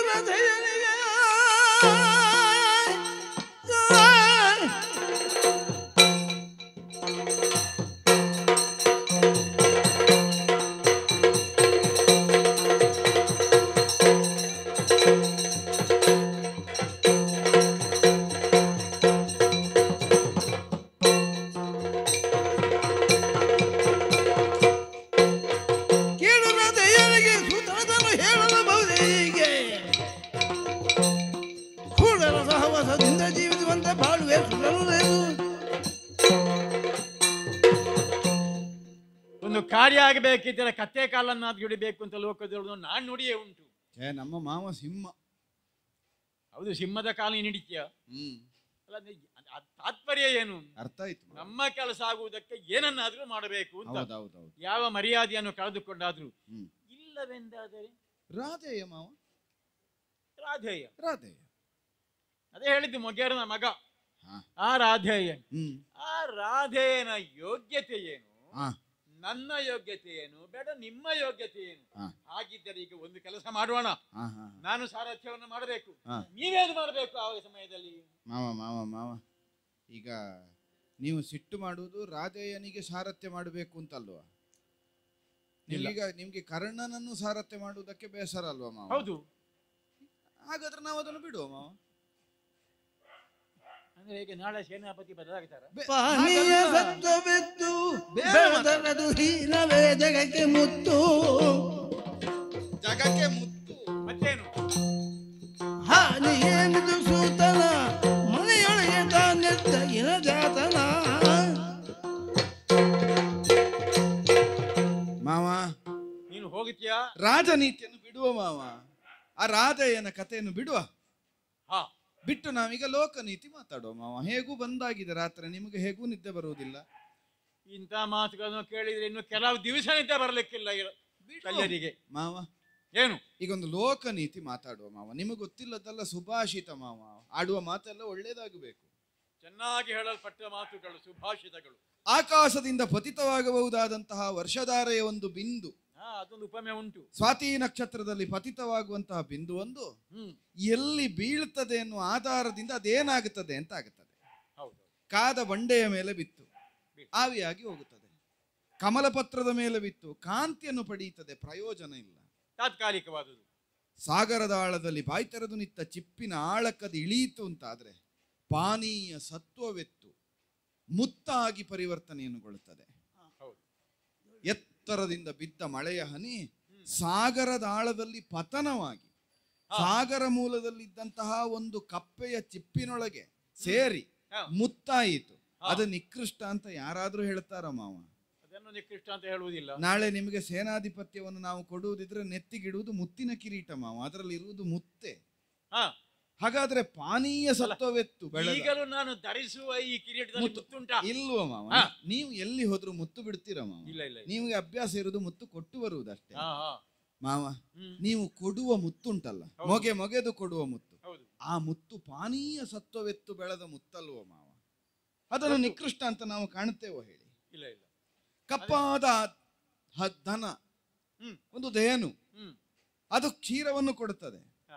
ಬಣ್ಣದಿಂದ ಕಪ್ಪು, ಆ ಎಲ್ಲಿಯೋ ಕೊಟ್ಟಿಗೆಯಲ್ಲಿ ಬಿದ್ದುಕೊಂಡಿರುತ್ತದೆ, ಎಲ್ಲೆಲ್ಲೋ ಸಂಚರಿಸ್ತಾ ತೃಣವನ್ನೆಲ್ಲ ತಿನ್ನುತ್ತದೆ. ಅದು ನಿಕೃಷ್ಟ ಅಂತ ಹೇಳ್ತೇವ ಮಾವ? ಸುರಿಸುವ ಕ್ಷೀರ ಅದು ಅಮೃತ ಸದೃಶವಾದ. ಈಗ ಉಪಮೆಗಳನ್ನೆಲ್ಲ ಬಳಸುವುದು ತಪ್ಪೇನುವಲ್ಲ, ಹಾ ಶೈಲಿಗೆ ಒಂದು ಸೌಂದರ್ಯವನ್ನು ಕೊಡುವುದಕ್ಕೆ. ಹ್ಮ್ ಆದ್ರೆ ಅನ್ವಯ ಆಗಬೇಕಲ್ಲ. ಮಾವ, ಈಗ ಅಧಿರಥನ ಪಾಲಿತ ಪುತ್ರ ಸೂತ ಸುತ, ನೀವು ಹೇಳ್ತೀರಿ ಅವ ರಾಧೇಯನಿದ್ದಾನೆ, ಕೀಳು ರಾಧೇಯನಿದ್ದಾನೆ. ಕೀಳು ರಾಧೇನೆ, ಇನ್ನೇನು ಸಂಶಯ ಅದರಲ್ಲಿ? ನನ್ನ ಬದುಕಿನಲ್ಲಿ ಒಂದು ಸುವರ್ಣಯಾಗ ಮಾಡುವುದಕ್ಕಾಗಿದೆಯೋ ಮಾವ? ಬೇಡಪ್ಪ, ನೀವು ಚಕ್ರವರ್ತಿಗಳು ಎಷ್ಟು ಯಾಗ ಮಾಡಿದವರು, ಒಂದು ಸುವರ್ಣಯಾಗ ನೀವಾದ್ರೂ ಮಾಡಿದ್ದೀರ. ಹಾ ಹಾ ಹಾ ಹಾ ಸುವರ್ಣಯಾಗವನ್ನು ಮಾಡಿ ಸಮಸ್ತ ವಸುಮತಿಯನ್ನು ದಿಗ್ವಿಜಯದಲ್ಲಿ ಗೆದ್ದು ಜರಾಸಂಧನೆಂತ ಭೂಪತಿಯನ್ನು ಮೆಚ್ಚಿಸಿ ಅವನನ್ನು ಪರಾಭವಗೊಳಿಸಿ ಎರಡೆರಡು ಅವಳಿ ನಗರಗಳನ್ನು ಪಾರಿತೋಷಕವಾಗಿ ಪಡೆದಂತ ಪರಾಕ್ರಮಿ ಇದ್ದಾನೆ ಕರ್ಣ. ಅಲ್ಲಲ್ಲಿ ಸಣ್ಣ ಸಣ್ಣ ಪರಾಕ್ರಮ ತೋರಿಸಿದ್ದಾನೆ, ಆ ಕಥೆಯನ್ನು ಕೇಳಿದ್ದೇವೆ ಮಾವ. ಅದ ನೀವು ಸಾರಥ್ಯ ಮಾಡ್ತೀರ, ಓ ಹಾಗಾಗಿ ಅವ ಮುತ್ತಿನಂತೆಯ? ಅದು ಬಿಡುವ ಮಾವ, ನೀವು ಸಾರಥ್ಯದ ವಿಷಯ ಬಿಡಿ. ಹಾ. ಒಬ್ಬ ವ್ಯಕ್ತಿಯಾಗಿ ಕರ್ಣನನ್ನು ತೆಕ್ಕೊಂಡ್ರೆ, ಹ್ಮ್ ಕರ್ಣ ಏನು ಸಣ್ಣವನ ಮಾವ ಹೇಳಿ? ಪರಾಕ್ರಮಿ ಹೌದೋ ಅಲ್ವಾ? ಹ್ಮ್ ಬೇಡಪ್ಪ, ಅದೆಷ್ಟು ಕಾಲದಿಂದ ಹಾ ಪಾಂಡವ ವಿದ್ವೇಷವನ್ನೇ ಪ್ರತಿಷ್ಠಾಪಿಸ್ತೇನೆಂಬ ಅಚಲವಾದ ಶ್ರದ್ಧೆಯಿಂದ ಹ್ಮ್ ಎಷ್ಟು ಬಾರಿ ಮಾವ ಪೆಟ್ಟು ತಿಂದದು. ಪೆಟ್ಟು ತಿಂದ್ರೆ ನಿಂತಿದ್ದಾನ, ಮರಳಿ ಯುದ್ಧಕ್ಕೆ ತೊಡಗಿಕೊಳ್ತಾನೆ. ಹಾ ಈಗ ನಕುಲನಿಂದ ಪೆಟ್ಟು ಬಿತ್ತಿವತ್ತು ಸಾಯುವ ಸ್ಥಿತಿ ತಲುಪಿದ. ಈ ಕೆಟ್ಟ- ಯುದ್ಧ ಬೇಡ ಅಂತ ಹೇಳಿದ್ನ ಮಾವ, ನಾಳೆಗೆ ಮತ್ತೆ ನಾ ತುಡುಕುತ್ತೇನೆ ಅಂತ ಹೊರಟು ನಿಂತ ಒಂದು ಪರಾಕ್ರಮ ಸಾಹಸಿ ಮಾವ. ಹೇಳ್ತಾರೆ, ಈ ಕೆಟ್ಟ ಬೇಜ ಸುಟ್ಟರೂ ಮತ್ತೆ ಮತ್ತೆ ಮೊಳಕೆಗೆ ಬರ್ತದೆ ಅಂತ ಹೇಳಿಕೊಂಡು ಮಾವ, ಜಾತ್ಯವನೇ ಏನು? ಕೆಟ್ಟದ್ದೋ ಒಳ್ಳೆಯದ್ದೋ ಮಾವ, ಸುಟ್ಟ ಮೇಲೂ ಬೀಜ ಮೊಳಕೆ ಹೊಡೀತದೆ ಅಂತಾದ್ರೆ ಹಾ, ಅದೊಂದು ಅದು ಮೊಳಕೆ, ಕೆಟ್ಟದಲ್ಲ ಅಂತ. ಅದು ಹೌದಾ ಉಳಿಬೇಕಾದ್ದು ಅಂತ ಅರ್ಥ ಹ್ಮ್ ಅಲ್ಲ, ಅದನ್ನು ಉಳಿಸಬೇಕಾದ್ದು ಅಂತ ಅರ್ಥ ಹ್ಮ್ ಹ್ಮ್ ಮಾವ. ಹ್ಮ್. ಅಂತಹ ಯೋಗ್ಯತೆ ಇರುವ, ಅಂತಹ ಪರಾಕ್ರಮಿ ಎನಿಸಿದ, ಜರಾಸಂಧನನ್ನೇ ಸೋಲಿಸಿದ ಇಂದ್ರನನ್ನು ಮೆಚ್ಚಿಸಿ ಮಾವ. ಮೊನ್ನೆ ನೀವು ನೋಡ್ಲಿಲ್ವ ಮಾವ? ನೋಡಿದ್ದೇನಲ್ಲ? ಘಟೋತ್ಕಚ ವಧೆ ಆಗ್ಲಿಲ್ವಾ ಇಂದ್ರ ಶಕ್ತಿಯಿಂದ? ಆಗಿದೆ, ನಮ್ಮಿಂದ ಯಾರಿಂದಾದ್ರೂ ಆಗಿದೆಯಾ? ಅದು ಆಗಲಿಲ್ಲ. ಅವನಲ್ಲಿ ಒಂದು ವಿಶಿಷ್ಟವಾದ ಶಕ್ತಿ ಇತ್ತು. ಹೌದಾ? ಹಾ. ರಾತ್ರಿ ಯುದ್ಧ ಸಂಘಟಿಸಿದ್ದು ನಾವೇ, ಪರಿಣಾಮದಲ್ಲಿ ಸೋಲುತ್ತೇವೆ ಸಾಯ್ತೇವೆ ಅಂತ ಕಾಣುವಾಗ ನಿಮಗೇನಾದ್ರೂ ಮಾಡುವುದಕ್ಕಾಯ್ತು, ನನಗೇನಾದ್ರೂ ಮಾಡುವುದಕ್ಕಾಯ್ತು? ವ್ಯಾಪಾರ ಮಾಡಿದ ದೊಡ್ಡ ನಷ್ಟವೂ ಮಾಡಿಕೊಂಡ ಅಂತ ಕಾಣುತ್ತದೆ. ಏನೇ ಆಗ್ಲಿ ಮಾವ, ಇವತ್ತು ನಿಮ್ಮಲ್ಲಿ ಬಂದು ಮಾತಾಡುವುದಕ್ಕೆ ನಾವು ಉಳಿದದ್ದಿದ್ರೆ ಅವನ ಕಾರಣದಿಂದ ಅಲ್ವಾ ಮಾವ? ಹಾ, ಹಾ, ಹಾ, ಹಾ. ಏನೇ ಆದ್ರೂ ಪಾನೀಯ ಶಕ್ತಿಯಾಯುಧದ ಸತ್ವವೆತ್ತು, ಕಾರಣದಿಂದ ಪಾನೀಯ ಸತ್ವವೆತ್ತು ಬೆಳೆದರದು ಜಗಕ್ಕೆ ಹೀನವೇ ಮುತ್ತು. ಹಾಗಾಗಿ ರಾಧೇಯನಾಗಿ ಎಲ್ಲಿಯೋ ಬೆಳೆದಿದ್ದಾನೆ, ವಸುಶೇಣನಾಗಿದ್ದಾನೆ. ಅವ ಏನೇ ಇರ್ಲಿ ಮಾವ, ಕರ್ಣನಿರ್ಲಿ, ಸುತನಿರ್ಲಿ, ಹೇಗೆ ಕರೀರಿ ನೀವು, ಆದ್ರೆ ಒಂದು ವರ್ಚಸ್ಸಿರುವುದು ಸತ್ಯ ಮಾವ. ಅಶ್ವತ್ಥಾಮರು ಮೆಚ್ಚುತ್ತಾರೆ ಅಂತಾದ್ರೆ ನೀವು ಯೋಚನೆ ಮಾಡಿ ಮಾವ. ಅಶ್ವತ್ಥಾಮರಿಗೆ ಹಾಗಾದ್ರೆ ಶಸ್ತ್ರಾದಿಗಳನ್ನು ತಿಳಿದಂತಹ ಪರಿಣಿತರು ಕರ್ಣನ ಹೆಸರು ಹೇಳುತ್ತಾರೆ ಅಂತಾದ್ರೆ ವರ್ಚಸ್ಸೇ ಇಲ್ಲದವನಿಗೊಂದು ಹೆಸರು ಹೇಳಿ ಯಾರೋ ಮಾವ. ಹಾಗೆ ಹೇಳುವುದಿದ್ರೆ ನಮ್ಮ ಪದಾತಿಗಳಲ್ಲಿದ್ದ ಯಾವುದೋ ಒಬ್ಬನ ಹೆಸರು ಹೇಳಿ ಕೂಡಿಸು ಅಂತ ಹೇಳ್ಬೇಡ. ನೀವಿರುವಾಗ ಕರ್ಣನ ಹೆಸರು ಹೇಳುತ್ತಾರೆ ಅಂತಾದ್ರೆ ಅಂದ್ರೆ ನಿಮಗಿಂತ ದೊಡ್ಡದು ಅಂತ ಹೇಳಿದಲ್ಲ ಮಾವ. ಹೇಳಿ, ನಿಮ್ಮ ಮುಂಭಾಗದಲ್ಲಿ ವಿಜೃಂಭಿಸಬೇಕಾದ ಒಂದು ಪ್ರತಿಭೆ ಅದು.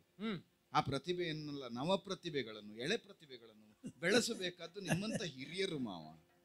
ಈಗ ನಿಮ್ಮ ಗರಡಿಯಲ್ಲಿ ಸ್ವಲ್ಪ ಬೆಳಗಿದ್ರೆ ಅವ ನಾಳೆ ಲೋಕಕ್ಕೆ ಬೆಳಕಾಗ್ತಾನೆ. ನೀವು ಬೆಳೆಸಬೇಕು ಮಾವ. ನೀವು ಒಂದು ಅಂತ ಕರ್ಣನಿಗೊಂದು ಇಂಥ ಶಲ್ಯ ಭೂಪತಿಗಳು. ನಿನ್ನ ಕುಹಕ ನನಗೆ ಅರ್ಥ ಆಗ್ತದೆ.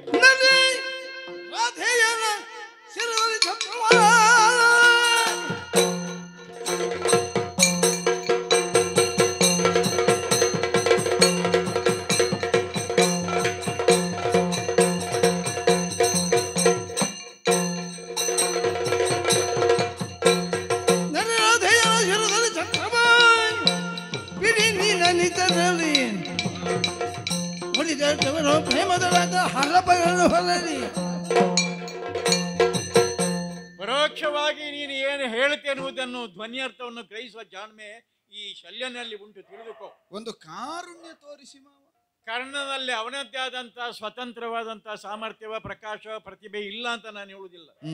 ಯಾವುದು ದೊಡ್ಡದು ಸಣ್ಣದು ಅಂತ ನಿರ್ಣಯವಾಗುವುದು ಹೇಗೆ? ಸಾಪೇಕ್ಷ ಎಂಬಂತ ಸೂತ್ರದಲ್ಲಿ ನೆಲೆಯಲ್ಲಿ. ಈಗ ಈ ಶಲ್ಯ ಮತ್ತೆ ಆ ಕರ್ಣ ಈಗ ಜರಾಸಂಧನ ಸೋಲಿಸಿರಬಹುದು, ಆಮೇಲೆ ಮೊನ್ನೆ ಯುದ್ಧದಲ್ಲಿ ನಮ್ಮ ಸೇನೆಯನ್ನು ಅವನು ಉಳಿಸಿರಬಹುದು, ಅದೆಲ್ಲ ಸರಿ. ಅದನ್ನೆಲ್ಲ ಮಾಡಿದ ಆ ಕರ್ಣನಾದ್ರೂ ಕೂಡ ಇವನಿಗೆ ಅನ್ವಯಿಸಿ, ಈ ಶಲ್ಯನ ಯೋಗ್ಯತೆಗೆ ಅನ್ವಯಿಸಿ ನೋಡುವಾಗ ತರತಮ ಭೇದದಿಂದ ನಾನೇನಾಗಬೇಕು ಅವನೇನಾಗಬೇಕು ಸಾರ್ವಜನಿಕರ ಸಮ್ಮುಖದಲ್ಲಿ. ಈಗ ನನ್ನಿಂದ ಏನಾದ್ರೂ ಕಲಿಯಬೇಕು, ಹಳೆ ಪಾಠ ಬೇಕು ಅಂತ ಆದ್ರೆ ನಾಳೆ ಬದುಕಿ ಉಳಿದರೆ ಹಾ, ಹಾ. ಅವಕಾಶ ಇದ್ದರೆ ಇದ್ದರೆ. ನನಗೆ ಮನಸ್ಸಿದ್ದರೆ ಹಾ. ಅವನು ಮದ್ರಕ್ಕೆ ಬಂದ್ರೆ ಬಂದ್ರೆ ಮದ್ರದ್ದು ಹೇಳಿಕೊಡ್ತೇನೆ. ಮದ್ರದಲ್ಲಿ ನೀವಿದ್ರೆ ಅಲ್ಲ ನಾನಿದ್ದರೆ ಅಂತ ಹೇಳಿದ್ರೆ ಹಾಗಲ್ಲ ಮಾವ, ನೀವು ಇಲ್ಲೇ ಇರುವವರಲ್ವಾ? ನಾನಿದ್ರೆ ನೀವಿದ್ರೆ ಅದೆಲ್ಲ ದರೆಯೇ. ಈ ದರೆಯನ್ನೆಲ್ಲ ಹಾರಿಕೊಂಡು ಮುಂದೆ ಹೋಗುವ ಅವಕಾಶ ಇದ್ದರೆ ನೀನ್ ಇದ್ರೆ. ಹೇಳಿದ ಹಾಗೆ ನನ್ನಿಂದ ಕಲಿಯಬೇಕಾದದ್ದು ಇಲ್ಲಿ ಅಲ್ಲ, ಹಾ. ಈ ಕ್ಷೇತ್ರದಲ್ಲ. ಹಾ, ಹಾ. ಬಿಟ್ಟು ಬಿಡೋಣ. ಹ್ಮ್. ಒಂದು ಕೆಲಸ ಮಾಡೋಣ. ಏನು ಮಾವ? ಅವನಿಗೆ ಸ್ವಯಂ ಪ್ರತಿಭೆ ಉಂಟು, ಉಂಟು, ಮಹಾ ಉಂಟು. ಯೋಗ್ಯತೆ ಉಂಟು. ಉಂಟು ಮಾವ. ಈಗ ಪಟ್ಟಾಭಿಷೇಕವನ್ನು ಮಾಡಿ ಭಾನುಮತಿ ಸ್ವಯಂವರದಲ್ಲಿ ಎಷ್ಟು ಹೌದಪ್ಪ, ಅವ ದುಡಿದಿದ್ದಾನೆ ಮಾವ. ಸಾಹಸವಾಗಿದ್ದಾನೆ. ಅಲ್ಲ ಅಂತಾಗಿದ್ರೆ ನಿನಗೆ ಹೆಣ್ಣೆ ಸಿಗ್ತಿರ್ಲಿಲ್ಲ ಸರಿಯಾಗಿ. ಅಷ್ಟು ಹೇಳ್ಬಿಡ್ತೇನೆ ನಾನು. ಮಾವ, ನಾವು ನಿಮ್ಮ ಊರಿಗೆ ಬರ್ಬೇಕಿತ್ತು ಮಾವ. ನನ್ನ ಊರಲ್ಲಿ ಬಂದೆ ನಮಗೆ ಕೊಡುವುದಕ್ಕೆ ಕಡಿಮೆ ಏನಿಲ್ಲ. ನಮ್ಮ ಊರಿನಲ್ಲಿ ನಮ್ಮ ಸಂಸ್ಕಾರ ಸಂಸ್ಕೃತಿ ಸ್ವಲ್ಪ ವಿಭಿನ್ನ. ಅದು ಮೇಲು ಕೀಳಿನ ಪ್ರಶ್ನೆ ಅಲ್ಲ, ವಿಭಿನ್ನ. ನಿನಗೆ ಹೆಣ್ಣು ಕೊಡುವುದಕ್ಕೆ ನಮಗೇನು ಹಿಂದೇಟ ಹಾಕುವಂತ ಮನಸ್ಸು ಬರ್ಲಿಕ್ಕಿಲ್ಲ. ನಾವು ಕೇಳಿದ್ದೇವೆ ಮಾವ. ಒಂದು ಕೆಲಸ ಮಾಡೋಣ. ಏನು ಮಾವ, ನೀವು ಸಾರಥ್ಯ ಮಾಡೋದು? ಈಗ ನಿನ್ನೆ ದಿವಸ ಅವನಿಗೆ ನೀನು ಪಟ್ಟಾಭಿಷೇಕವನ್ನು ಮಾಡಿದ್ದೇನೆ. ನಾಳೆ ದಿವಸ ಈಗ ನೀನು ಸೂಚಿಸುವ ಹಾಗೆ ಈ ಕುರುಕ್ಷೇತ್ರದಲ್ಲಿ ಎದ್ದು ತೋರುವ ದೊಡ್ಡ ಸಂಗತಿ ಶಲ್ಯ ಸಾರಥ್ಯ. ಏನು ಇವತ್ತಿನ ಪ್ರಸಂಗ ಏನು? ಶಲ್ಯ ಸಾರಥ್ಯ ಅಂತ ಎಲ್ಲರೂ ಹೇಳಬೇಕು. ಹೌದೌದು. ವಿಜೃಂಭಣೆ ಆಗ್ಬೇಕಲ್ವಾ? ಪೂರ್ವಭಾಗ ಏನೇ ಆಗಲಿ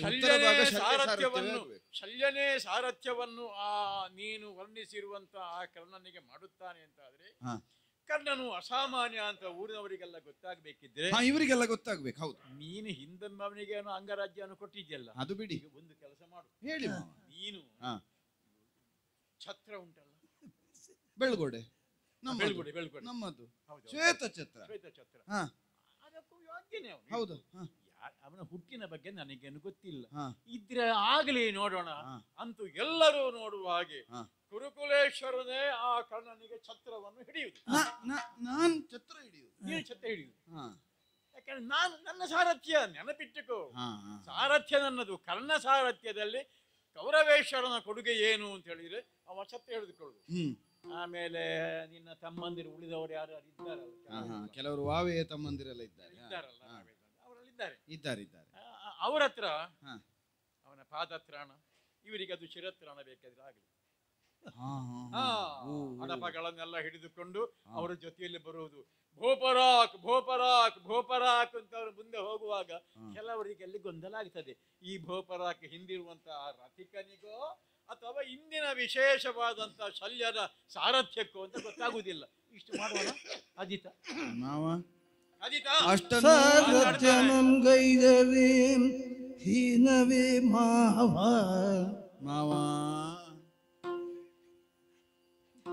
ಸಾರಥ್ಯಮಂ ಗೈದವೇ ಹೀನವೇ ಮಾವ ನೀರಜದಳಾಖ್ಯನು ಅಭ್ಯಾಸಿಯೇ. ಏನು ಅಭ್ಯಾಸಿಯೇ? ಇನ್ನೂ ಅಭ್ಯಾಸಿಯೇ. ನರನ ಬಾರುವದ ಚಮ್ಮಟಿಕೆಯಂ ಪಿಡಿದನೇತಗೆ ಅಲ್ವಾ? ಪರೋಪಕಾರ ಅಲ್ವಾ? ಎಂತ ಪ್ರೀತಿ! ಪರೋಪಕಾರಾರ್ಥಮೆಂದ ಪರೋಪಕಾರಾರ್ಥಂ ಇದಂ ಶರೀರಂ. ಯಾರಿಗೆ ಬೇಕು? ಧಾರಿಣಿಯೂಳ್ ಓರ್ವನೋರ್ವಂಗೆ ಸಾರಥ್ಯಮಂ ಪೂರೈಸಲು ಅದರಿಂದ ಕುಂದೇನು ಹೇಳಿ ಮಾವ. ಧಾರಿಣಿಯುಳ್ ಓರ್ವನೋರ್ವಂಗೆ ಸಾರಥ್ಯಮಂ ಪೂರೈಸಲು ಅದರಿಂದ ಕುಂದೇನು ಮಾವ. ಹೇಳಿ ಮಾವ. ಪೂರ್ವ ಪ್ರಸಂಗ. ವರಿಜಾಸನನು ಅಮರರಿಗೆ ಸಹಾಯವ ಮಾಡನೇ ನೋಡಿ ಮಾವ. ಎಂದಡವನೆಂದನು. ಎಷ್ಟು ಒಳ್ಳೆ ಪ್ರಸಂಗ ಅದು. ಪಾತ್ರ ಯಾರದ್ದು? ಬ್ರಹ್ಮ ಮಾಡಿತಲ್ವ ಮಾವ. ತ್ರಿಪುರ ಸಾರಥ್ಯಮಂ ಗೈದರೇ ಹೀನವೇ ಮಾವಗ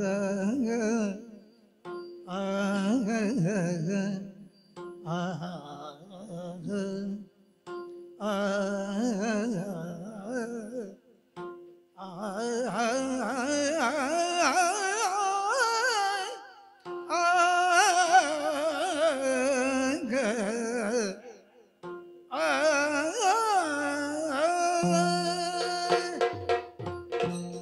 ಮಾವ, ನಾನು ಇಷ್ಟು ಸಿಟ್ಟಿನಲ್ಲಿ ಮಾತಾಡ್ತೇನೆ, ನಿನಗೆ ಬೇಸರ ಬರುವುದಿಲ್ಲ? ಮಾವ, ಹೌದು. ನಿಮ್ಮ ಎದುರಿನಲ್ಲಿ ಸಿಟ್ಟ ಮಾವ? ಕುದಿಯುವ ಹಾಲಿಗೆ ನೀರು ಉಕ್ಕುವ ಹಾಗೆ ಮಾತಾಡ್ತೀ, ನೀರು ಹಾಕುವ ಹಾಗೆ ಮಾತಾಡ್ತೀ. ಬೆಳ್ಗೊಡೆಯನ್ನು ನಾನು ಹಿಡಿಯಬೇಕು, ನನ್ನ ಅನುಜರವನ ಹಡಪಗಳ ಹೊರಲಿ. ಅಲ್ಲ, ನಾವೆಲ್ಲ ಒಟ್ಟಿಗೆ ಅವನನ್ನು ಈಗ ದೊಡ್ಡ ವಿಜೃಂಭಣೆಯಿಂದ ಮುಂದೆ ಕೊಂಡು ಹೋಗೋಣ. ಬೇಟಿ ಮಾವ, ತಂಬೂಲ ಚರ್ವಣವನ್ನು ಮಾಡಿ ಆ ತಾಂಬೂಲವನ್ನವ ಉಗುಳಿದರೆ ಅದನ್ನು ಕೈಯಲ್ಲಿ ಹಿಡಿಯುವ ನಾವು. ಆದೀತು, ಮಾಡುವ ಮಾವ, ಯಾವ ಕೆಲಸ ಆದ್ರೂ ಮಾಡುವ. ಆದ್ರೆ ಮಾಡುತ್ತಾ ಇರುವುದು ಯಾರಿಗೆ ಎಂಬ ಕಲ್ಪನೆ ಉಂಟು ನಮಗೆ. ಒಬ್ಬ ಕರ್ಣ ಅಂತಲ್ಲ ಮಾವ, ಶಲ್ಯ ಸಾರಥ್ಯವನ್ನು ಮಾಡುವ ರತಿಕನೆನಿಸಿದ ಕರ್ಣ. ಯೋಗ್ಯತೆ ದೊಡ್ಡಾಗುವುದು ಹಾಗೆ ಮಾವ. ಈಗ ಸಾರಥ್ಯದಿಂದಾಗಿ ರಥಿಕ ದೊಡ್ಡವನಾಗುವುದು ಮಾವ. ಈಗ ನಿಮಗೆ ಸಿಟ್ಟು ಬರುವುದಾದ್ರೆ ಬಿಡುವ ಮಾವ, ಸಾರಥ್ಯವೂ ಬೇಡ. ನಾಳೆ ಯುದ್ಧದಲ್ಲಿ ಸಾಯುವ, ನಾನು ಸಾಯ್ತೇನೆ, ಹೋಗ್ಲಿ ಮಾವ, ನಮ್ಮ ಸೇನೆ ಸಾಯ್ಲಿ. ಸಾಯ್ಲಿಕ್ಕೆ ಬಂದವರು ಅಂತ ಕಾಣ್ತದೆ ಎಲ್ಲರೂ ಕೂಡ ಇಲ್ಲಿಗೆ. ಆದೀತು ಮಾವ, ಸಾಯ್ಲಿ, ಎಲ್ಲ ಸಾಯುವ. ಅದಲ್ಲ, ಸಾವಿಲ್ಲದೊಂದು ಪ್ರಕರಣ ಇಲ್ವ ಮಾವ. ಕೀರ್ತಿ ಅಜರಾಮರವಾಗಿ ಕಾಯ ಉಳಿಯುವುದು, ಕೀರ್ತಿ ಅಜರಾಮರವಾಗಿ ಉಳಿಯುವುದು. ಪರೋಪಕಾರದಿಂದಾಗಿ ಓರ್ವ ಸಹಾಯವನ್ನೆಸಗಿ ಲೋಕವಿಶ್ರುತವಾದ ಕೀರ್ತಿ ಮಾವ. ಒಬ್ಬೊಬ್ಬ ಸಾಧಿಸಿ ಹೋದದ್ದು ಎಂಥದ್ದು ಇದು? ಪರೋಪಕಾರದಿಂದ ಯಾರಿಗೆ, ಯಾವಾಗ, ಯಾಕೆ ಇಷ್ಟಕ್ಕೆ ಉತ್ತರ ಕಂಡುಕೊಂಡು ಆಮೇಲೆ ಪರೋಪಕಾರಕ್ಕೆ ಮುಂದಾಗಬೇಕು. ತ್ರಿಪುರ ಹನನದ ಕಾರ್ಯ. ನಾ ಕತೆ ನಾನು ಕತೆ ಹೇಳಬೇಕು ಅಂತಿಲ್ಲ ಮಾವ, ನಿಮ್ಗೆ ಗೊತ್ತಿಲ್ವ ಕತೆ? ಅದು ಕೇಳಿದ್ದೇನೆ. ಏಕಸೂತ್ರದಲ್ಲಿ 3 ಪುರಗಳು ಬಂದ ಕಾಲದಲ್ಲಿ ತ್ರಿಪುರ ಹನನವಾಗುತ್ತದೆ. ಹೌದು. ತ್ರಿಪುರ ಹನನವನ್ನೆಸಗುವುದಕ್ಕೆ ಪುರಹರನಾದದ್ದು ಈಶ. ತ್ರಿಪುರ ಹನನವಾದ ಮೇಲೆ, ಹೌದಾ, ಅಂತಹ ಈಶನಿಗೆ ದೇವ ಸಹಾಯವನ್ನು ಒದಗಿಸುವುದಕ್ಕಾಗಿ ಬ್ರಹ್ಮನೇ ಸಾರಥ್ಯವನ್ನು ಮಾಡಲಿಲ್ವ ಮಾವ? ಬ್ರಹ್ಮನು ಈಶ್ವರನಿಗೆ ಸಾರಥ್ಯವನ್ನು ಮಾಡಲಿಲ್ವ ಮಾವ? ಈಗ ಬ್ರಹ್ಮ ದೊಡ್ಡವನ, ಈಶ್ವರ ದೊಡ್ಡವನ? ಯಾವ ನೆಲೆಯಿಂದ ಯೋಚಿಸಿದ್ರು ಬ್ರಹ್ಮನೇ ದೊಡ್ಡವಲ್ವ ಮಾವ? ನಿಮ್ಮಲ್ಲಿ ಹೊಸ ಪ್ರಸಂಗ ಉಂಟಾಗಿದ್ರಿ. ಬ್ರಹ್ಮ ದೊಡ್ಡವ ಅಲ್ಲ, ಶಬ್ದಕ್ಕೆ ಅರ್ಥ ಹೌದು ಬ್ರಹ್ಮ. ಈಗ ದೊಡ್ಡದು ಸಣ್ಣದು ಬಿಡುವ ಮಾವ, ಬಿಡುವುದು ಹೋಗ್ಲಿ, ಅವನನ್ನು ಬಿಡುವ. ದೇವ ಸಹಾಯವನ್ನು ಒದಗಿಸುವುದಕ್ಕೆ ವಾರಿಜಾಕ್ಷಂಗೆ ಮಾತಲಿ ಸಹಾಯವನ್ನು ಮಾಡಲಿಲ್ವ ಮಾವ? ಹೌದು, ರಾಮಾಯಣದ ರಾಮಾವತರಣದಲ್ಲಿ ರಾವಣ ಕಾಳಗಾಗುವಾಗ ಎಲ್ಲಿತ್ತು? ರಥವೂ ಇಲ್ಲ, ಸಾರಥ್ಯವೂ ಇಲ್ಲ, ದೇವತೆಗಳು ಬಂದದ್ದು. ನಾವು ಯೋಚನೆ ಮಾಡಿ, ಸಾರಥ್ಯ ದೊಡ್ಡದು ಅಂತ ಮಂಗಗಳಿಗೆ ಗೊತ್ತಾಗ್ತದೆ, ವಾನರರ ಮತವಿಡಿದು ಮಾತಲ್ಲಿ ಸಾರಥ್ಯವನ್ನು ಒಪ್ಪಿದ್ದು. ಅದು ನಾನು ಇನ್ನೊಬ್ಬರ ಸಹಾಯವನ್ನು ಸ್ವೀಕರಿಸುವುದಿಲ್ಲ, ನಾನು ಅಲ್ಲೇ ಅಂತ ಹೇಳಿದವನು ಕೂಡ ಭಾಷತೆ ಅಂತ ಹೇಳಿದ ರಾಮನು ಕೂಡ ಮತ್ತೆ ಭಾಷೆ ಬದಲಾಯಿಸಿಲ್ವ ಮಾವ? ಈಗ ಆಚೆ ಪಕ್ಷವನ್ನು ನೋಡುವ. ನೀರಜದಳಾಕ್ಷನೇನ ಅಭ್ಯಾಸಿಯೇ ಮಾವ ಸಾರಥ್ಯದಲ್ಲಿ 64 ದಿವಸ ವಿದ್ಯೆ ಕಲಿತದ್ದಂತೆ. ಗುರುಗಳು ಹೇಳಿದ್ರಂತೆ, ನಿನಗೆ ಕಲಿಸುವುದಕ್ಕೆ ನನ್ನಲ್ಲಿ ಏನಿಲ್ಲ, ನೀನು ಬೇಗ ಗುರುಮಠ ಬಿಟ್ಟು ಹೋಗು. ಹೌದಾ? ನೀವು ಕಲಿತು ಗುರುಗಳಿಗಿಂತಲೂ ಶ್ರೇಷ್ಠರಾದ ಮೇಲೆ ಗುರುಗಳೇ ಕೈ ಮುಗ್ದದಂತೆ. ಇನ್ನು ನೀನೇ ಕಲಿಸಬೇಕಾಗ್ತದೆ, ನೀವು ಹೊರಡಿ ಮದ್ರ ಭೂಪತಿಗಳೇ ಅಂತ. ಹೌದೌದು, ಶಿಷ್ಯನಿಂದ ಸೋಲನ್ನು ಗುರು ಅನುಭವಿಸಿದರೆ ಗುರುವಿಗೆ ಸಂತೋಷದ ಸಂಗತಿ ಅದು. ದಿನ ಒಂದಕ್ಕೆ ಒಂದೊಂದು ವಿದ್ಯೆ ಕಲಿತಂತ ಕೃಷ್ಣ ಎಲ್ಲಿ? ಒಂದೊಂದು ವಿದ್ಯೆಯನ್ನು ವರ್ಷ ಕಲಿತಂತ ನೀವೆಲ್ಲಿ? ನಿಲ್ಲು ಕೃಷ್ಣನ ವಿಷಯ ಹೇಳುವಾಗ ಸ್ವಲ್ಪ ನನಗೆ ಆಸಕ್ತಿ ಮೂಡುತ್ತದೆ. ಈಗ ಮಾವ, ಒಂದು ವ್ಯಾಖ್ಯಾನ ಹೇಳುವುದಿದ್ರೆ ಹೀಗೆ ಮಾವ, ನೀರಜ ದಳಾಕ್ಷನ್ ಇನ್ನೂ ಅಭ್ಯಾಸಿಯೇ. ಏನ್ ಅಭ್ಯಾಸಿ ಅಲ್ಲ, ಇನ್ನೂ ಅಭ್ಯಾಸಿ. ನಿಜವಾಗಿ ಈಗಲೂ ಅಭ್ಯಾಸವೇ ಮಾಡುವುದು ಸಾರಥ್ಯದವ. ಕಂಸವಧೆಯ ಕಾಲದಿಂದಲೂ ಅದಕ್ಕಿಂತ ಮೊದಲು ಕೂಡ ಅಭ್ಯಾಸ ಮಾಡದೇ ಯಶಸ್ವಿ ಆದವನು. ಹೌದು. ಈಗ ಕಳೆದ 15-16 ದಿವಸದಿಂದ ಅಭ್ಯಾಸ ಮಾಡುತ್ತಾ ಇದ್ದ, ನಿತ್ಯ ಸಾರಥ್ಯ ಅವನಿಗೆ. ಹೌದಾ? ಮತ್ತೆ ಕೆಲವೊಮ್ಮೆ ರಥ ಎಲ್ಲಿ ಹೋಗಬೇಕು ಅಂತ ಅವನೇ ನಿರ್ಣಯಿಸುವುದು ಅಂತ ಅವ ಹೇಳುದು. ನಿಜವಾಗಿ ಎಲ್ಲೋ ಹೋಗುದು ಮಾವ ಅದು. ಈಗ ನಿರ್ಣಯಿಸುವುದು ಸಾರಥಿ ಮಾವ. ಅದೆಲ್ಲವನ್ನು ಬಿಡುವ ಮಾವ. ಬ್ರಹ್ಮ ಸಾರಥ್ಯ ಬಿಡುವ, ಮಾತಲಿ ಸಾರಥ್ಯವನ್ನು ಬಿಡುವ, ಕೃಷ್ಣ ಸಾರಥ್ಯವನ್ನು ಬಿಡುವ, ಪಾರ್ಥ ಸಾರಥ್ಯವನ್ನು ಬಿಡುವ ನಾವು. ನಿಮಗೆ ಈಗ ಹಿಡ್ಕೊಳ್ಳೋದು ಯಾವುದು ಎಲ್ಲ ಬಿಟ್ರಿ? ಪ್ರಧಾನವಾದ ಒಂದು ವಿಷಯ ಉಂಟು ಮಾವ. ನೀವು ಪರಶುರಾಮರನ್ನು ಕೇಳಲಿಲ್ವ ಮಾವ? ಹೇಳಿದ್ದೇನಲ್ಲ, ಭಾರ್ಗವರಾಮ. ಭಾರ್ಗವರಾಮ ಚೋಣಿಯನ್ನು 21 ಬಾರಿ ಪ್ರದಕ್ಷಿಣೆಗೈದು ದುಷ್ಟಕ್ಷತ್ರಿಯ ಹನನವನ್ನೆಸಗಿ, ದುಷ್ಟ ಕ್ಷತ್ರಿಯರು ಅಲ್ವಾ, ಕಾಶ್ಯಪಿಯನ್ನು ಮರಳಿ ಕಾಶ್ಯಪಿಯನಿಸಿದ ಕೀರ್ತಿಯವರಿಗೆ, ಹೌದು, ಕಶ್ಯಪ ಗೋತ್ರಜರಿಗೆ ದಾನವನ್ನು ಕೊಟ್ಟು, ಅಂತಹ ಪರಶುರಾಮರಲ್ಲಿ ವಿದ್ಯೆ ಕಲಿತವ ಈ ಕರ್ಣ. ಬಿಡಿ, ಕರ್ಣ ದೊಡ್ಡವಲ್ಲ. ಪರಶುರಾಮರಲ್ಲಿ ವಿದ್ಯೆ ಕಲಿತ, ಹಾಗೆ ಕಲ್ಪನಾ ಯಾರಿಗೂ ಗೊತ್ತಿರಲಿ ಮಾವ. ಒಪ್ಪೋಣ. ಈಗ ಅದನ್ನು ಬಿಡುವ ಮಾವ, ಎಲ್ಲ ಆಚೆ ಈಚೆ ಇಡುವ, ಮತ್ತೆ ಸೇರಿಸುವ ಮಾವ. ಬಿಟ್ಟದ್ದನ್ನು ಮತ್ತೆ ತುಂಬಾ ಹೊರಗೆ ಹಾಕ್ಲಿಲ್ಲ, ಈಗ ಎಲ್ಲ ಉಂಟಲ್ಲ, ಎಲ್ಲ ಅಲ್ಲಲ್ಲಿ ಇಡುವ, ಮತ್ತೆ ಸೇರಿಸುವ ಮಾವ. ಹ್ಮ್. ಈಗ ಶಾಪ ಕೊಡುವಾಗ ಯಾರೇ ಒಂದು ಶಾಪವನ್ನು ಕೊಡ್ಲಿ ಮಾವ, ಶಾಪ ಶಮನಕ್ಕಾಗಿ ಉಶಾಪವನ್ನು ಕೊಡುವಾಗ ಕೊಟ್ಟ ಶಾಪವನ್ನು ಇಲ್ಲದ ಹಾಗೆ ಪರಿವರ್ತಿಸಿ ಅದಕ್ಕೊಂದು ವಿಮೋಚನೆ ಕೊಡುವುದು ಶ್ರೇಷ್ಠರಾದವರು ಕನಿಷ್ಠರಾದವರು ಅಲ್ವಾ? ಗೌತಮರು ಶಪಿಸಿದ್ರು ಅಹಲ್ಯೆಗೆ, ಭಸ್ಮಶಾಯಿನಿಯಾಗಿ ಬಿದ್ದಿರ ದೃಶ್ಯಳಾಗಿ. ಯಾರಿಂದ ವಿಮೋಚನೆ ಅಂತ ಪಾದ ಹಿಡಿದಾಗ ನಿನಗೆ ಪಾದ ಪ್ರತೀಕ್ಷೆ ಇರುವುದು ರಾಮನದ್ದು, ದಾಶರಥಿಯಾದ ರಾಮನಿಂದ ನಿನಗೆ ವಿಮೋಚನೆ. ಶಪಿಸಿದ ಗೌತಮರ ಶಾಪ ಸತ್ಯವಾದದ್ದನ್ನು ಸರಿಗೊಳಿಸಿದ ಕೀರ್ತಿ ಇರುವುದು ಯಾರಿಗೆ? ದುರಂಧರನೆನಿಸಿದ ರಾಮನಿಗೆ, ರಘುರಾಮನಿಗೆ. ಹೌದಾ? ಈಗ ರಘುರಾಮ ದೊಡ್ಡವನ, ಶಾಪ ಕೊಟ್ಟ ಗೌತಮರು ದೊಡ್ಡವರ? ಹೌದಾ? ಯಾವುದನ್ನು ತೆಕ್ಕೊಳ್ಳಿ ಮಾವ, ಯಾವ ಶಾಪದ ಪ್ರಸಂಗವನ್ನು ತೆಕ್ಕೊಳ್ಳಿ. ದುರ್ವಾಸರು ಶಾಪ ಕೊಟ್ಟರು, ಸಮಸ್ತ ಸ್ವರ್ಗ ಶರದಿ ಪಾಲಾಗಲಿ ಅಂತ. ಬೇರೆ ದಿವಸ ಆಗಿದೆ, ಇಷ್ಟೊತ್ತಿಗೆ ನಾನು ಗಾಢ ನಿದ್ದೆಗೆ ಸೇರುತ್ತಿದ್ದೆ. ಈಗ ನಿದ್ದೆ ಬಾರದೆ ನೀನು ಹೇಳಿದ್ದು ಏನು ಅಂತ ಸರಿಯಾಗಿ ಅರ್ಥ ಆಗುದಿಲ್ಲ. ಬೇಡ, ನಿಮಗೆ ಇನ್ನೂ ಚಿರನಿದ್ರೆ ಮಾವ. ನಿದ್ರೆಗೆ ಅಂದ್ರೆ ಹಾಗಲ್ಲ ಮಾವ, ನೆಮ್ಮದಿಯ ನಿದ್ರೆಯನ್ನು ಕೊಡುವುದಕ್ಕೆ ನಾನು ಬಂದದ್ದು. ಏನು ಮಾಡ್ಬೇಕೀಗ?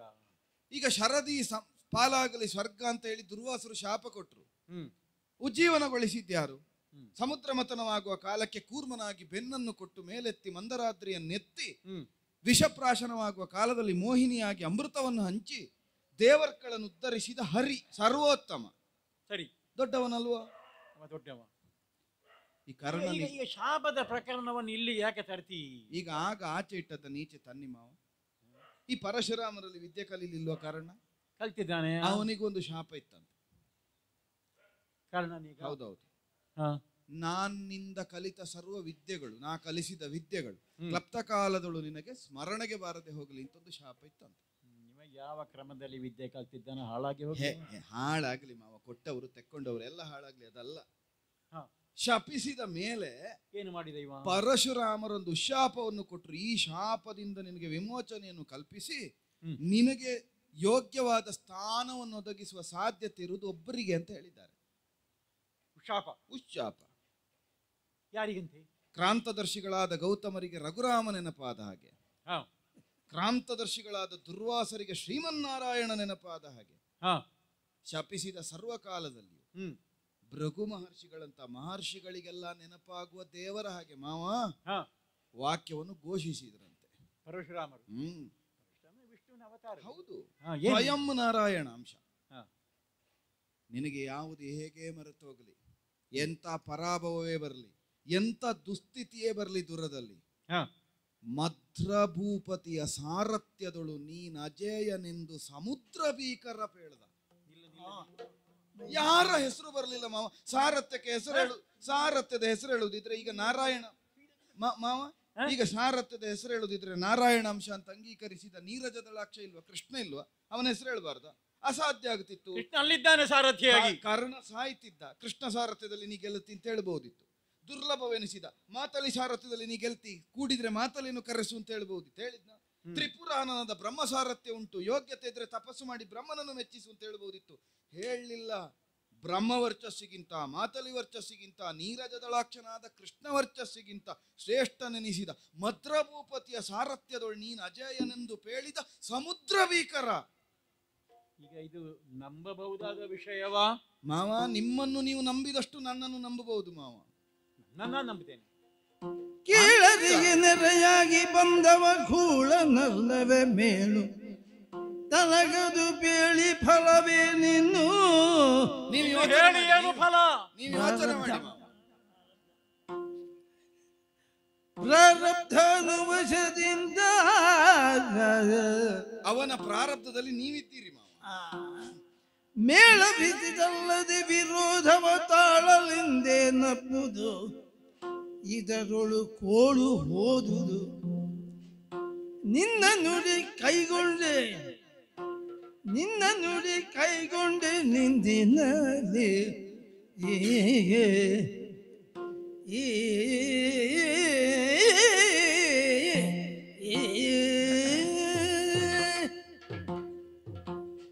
ಸುಯೋಧನ, ಮಾವ ಮಾವ ಸಮುದ್ರ ಭೀಕರ ಹೇಳಿತು ಮಾವ. ಕೌರವ, ಎಲ್ಲಿಯ ಮದ್ರ, ಎಲ್ಲಿಯ ಸಮುದ್ರ ಭೀಕರ. ಯಾರ್ಯಾರ ಗ್ರಾಚಾರ ಹೇಗಿರ್ತದೋ, ಹ್ಮ್ ಯಾರ್ಯಾರ ವಿಧಿಯನ್ನು ಯಾರ್ಯಾರು ಹೇಗೆ ಕಲ್ಪಿಸಿ ಆ, ಕ್ರಾಂತದರ್ಶಿಗಳಾಗಿ ಕಂಡು ಮುಂದೆ ಹೀಗೆ ಆಗಬೇಕು ಅಂತ ಸೂಚಿಸ್ತಾರೋ, ಹ್ಮ್ ಇದೆಲ್ಲ ನಮ್ಮ ಮತಿಯ ಅಳತೆಗೆ ಮೀರಿದ ಸಂಗತಿ ಅಂತ ಈಗ ಒಂದೊಂದೇ ಗೊತ್ತಾಗುತ್ತದೆ. ಹ್ಮ್ ಹ್ಮ್ ಕರ್ಣ ಒಬ್ಬ ನಿಗೂಢ ವ್ಯಕ್ತಿತ್ವ, ಹ್ಮ್ ಏನು ಅಂತ ನಮಗೆ ಅರ್ಥ ಆಗಲಿಲ್ಲ. ಹ್ಮ್ ಆದರೆ ಸಾಮಾಜಿಕವಾಗಿ ಒಪ್ಪಿಕೊಂಡಂತ ಮೌಲ್ಯಗಳ ಆಧಾರದಲ್ಲಿ ಎಲ್ಲರ ಹಾಗೆ ನಾನು ಅವನನ್ನು ನಿಕೃಷ್ಟ ಅಂತ ತಿಳಿದದ್ದು. ಹ್ಮ್ ಈಗ ನೀನು ಹೇಳಿದ ಕರ್ಣನ ವ್ಯಕ್ತಿತ್ವದ ಮುಖ ಹ್ಮ್ ನನಗದು ಪರಿಗ್ರಹ ಅಂತದ್ದು ಏನು ಅಲ್ಲ. ಅದು ಮಾವ ಇದು ನನಗೂ ಗೊತ್ತಿರಲಿಲ್ಲ, ಇವತ್ತವ ಹೇಳಿ ಗೊತ್ತಾದ್ದು ಮಾವ. ನಿನ್ನೆಯ ದಿನ ಸೋಲನ್ನು ಉಂಡಿದ್ದಾನೆ, ಹ್ಮ್ ನಾಳೆಯ ದಿನ ಕೌರವ ಸೇನೆಗೆ ಗೆಲುವು ಆಗಬೇಕಿದ್ದರೆ ಹ್ಮ್ ತನ್ನಿಂದಲೂ ಸಾಧ್ಯವಿಲ್ಲ. ಆಹಾ. ತನ್ನ ಜೊತೆಗೆ ಹ್ಮ್ ಮದ್ರಭೂಪಾಲ ಬಂದರೆ ಆ. ಪರಶುರಾಮರ ಮಾತಿನ ಹಾಗೆ ಜಯವಾಗುತ್ತದೆ. ಅಜಯ್ ಅವನಿಗೆ ಸೋಲ ಇಲ್ಲ ಮಾವ. ಹಾಗಿದ್ದರೆ ಎಲ್ಲಿಯವರೆಗೆ ನಿಜವಾಗಿ ನೀವು ಕರ್ಣನ- ಸಾರಥ್ಯ ಮಾಡ್ಬೇಕು ಅಂತಿಲ್ಲ ಮಾವ, ಮುಂದೆ ಕೂತ್ರ ನಾನು ಸ್ವಲ್ಪ ಯೋಚನೆ ಮಾಡ್ಬೇಕಾಯ್ತು ಈಗ. ಮಾಡಿ ಮಾವ. ನನಗೂ ಹಿಂದುಂಟು ಮುಂದುಂಟು ಹ್ಮ್ ಅಲ್ವಾ? ಹ್ಮ್ ಈಗ ನಾನು ನನ್ನ ಹಳೆಯ ನೆನಪುಗಳನ್ನೆಲ್ಲ ಒಮ್ಮೆ ಸ್ವಲ್ಪ ಜೀವಂತವಾಗಿ ಮಾಡಿಕೊಳ್ಳಬೇಕಾಗಿದೆ. ಹ್ಮ್ ಆದ್ದರಿಂದಲೇ ನಾನೀಗ ಹೇಳುದು, ಈಗ ಎಲ್ಲಿಯವರೆಗೆ ಶಲ್ಯನು ಹ್ಮ್ ಸಾರಥಿಯಾಗಿ ಇರುತ್ತಾನೋ ಹ್ಮ್ ಅಲ್ಲಿಯವರೆಗೆ ಕರ್ಣನಿಗೆ ಸೋಲಿಲ್ಲ. ಹ್ಮ್ ಕರ್ಣ ಸೋಲುವುದಿದ್ದರೆ, ಕರ್ಣ ಸಾಯುವುದಿದ್ದರೆ, ಪಾಂಡವರಿಗೆ ಜಯವಾಗುವುದಿದ್ದರೆ ಆ ರಥದಲ್ಲಿ ಶಲ್ಯ ಇರಬಾರದು.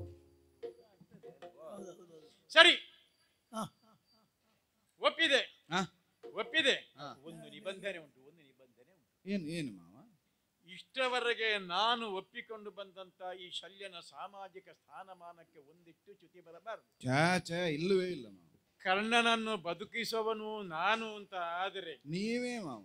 ಆಮೇಲೆ ಸಾರಥ್ಯದ ಸ್ಥಾನ ಬುದ್ಧಿಗೆ ಅಂತ ಆದರೆ, ಛೇ ಬುದ್ಧಿ ಇರುವವನು ಸಾರಥಿ ಕರ್ಣನ ರಥದಲ್ಲಿ ಅಂತ ಆದರೆ, ಹ್ಮ್ ನಾನು ಹೇಳಿದ ಮಾತುಗಳು ಏನುಂಟು, ಹಾ ನಾನು ಸಮಯಕ್ಕೆ ಸರಿಯಾಗಿ ಏನು ಸೂಚನೆ ಕೊಡ್ತೇನೆ, ಹ್ಮ್ ಹೀಗೆ ಮಾಡು, ಹೀಗೆ ಮಾಡಬೇಡ, ಹೀಗೆ ಮಾಡು, ಹೀಗೆ ಮಾಡಬೇಡ ಅಂತ ನಾನು ಏನಲ್ಲೆಲ್ಲ ಹೇಳ್ತೇನೆ ಅವನಿಗೆ, ಏನನ್ನೆಲ್ಲ ಹೇಳುತ್ತೇನೆ ಹಾ. ಅವನಿಗೆ. ಅದನ್ನವನ್ನು ಪಾಲಿಸತಕ್ಕದ್ದು. ಆಗಲಿ ಮಾವ, ತೀವರನಿಗೆ ಯಾವ- ತೀವರನ ಸ್ಥಾನ. ಹೌದೌದು. ಯಾವ ಕಾಲಕ್ಕೆ ಅವನು ಶಲ್ಯನನ್ನು ಧಿಕ್ಕರಿಸ್ತಾನೋ, ಹಾ ನನ್ನ ಮಾತನ್ನು ಕೇಳುವುದಿಲ್ಲವೋ, ಹ್ಮ್ ಅಲ್ಲಿಗೆ ಹ್ಮ್ ನೀನು ಬಯಸುವಂತ ಇಷ್ಟು ಕಷ್ಟಪಟ್ಟು ನೀನು ಸಾಧಿಸುವ ಹೌದೌದು. ಶಲ್ಯ ಸಾರಥ್ಯ ಕೊನೆಯಾಗುತ್ತದೆ. ಅದಕ್ಕೆ ನಾ ಅವಕಾಶವೇ ಕೊಡುವುದಿಲ್ಲ ಮಾವ. ನೀನು ನೆನ್ಪಿಟ್ಕೊಳ್ಬೇಕು. ಛೇ ಅದನ್ನು ಅವನಿಗೂ ಹೇಳು. ಹಾ ಈಗ ನಾಳೆಯ ದಿವಸ ಮಾವ ಮಾವ ಮಾವ ಕುರುಕ್ಷೇತ್ರದಲ್ಲಿ ಒಂದು ಹೊಸ ಮೆರವಣಿಗೆ. ಹೌದು. ನೀವು ನಾಳೆಯ ಸೂರ್ಯೋದಯಕ್ಕೆ ಹಾ.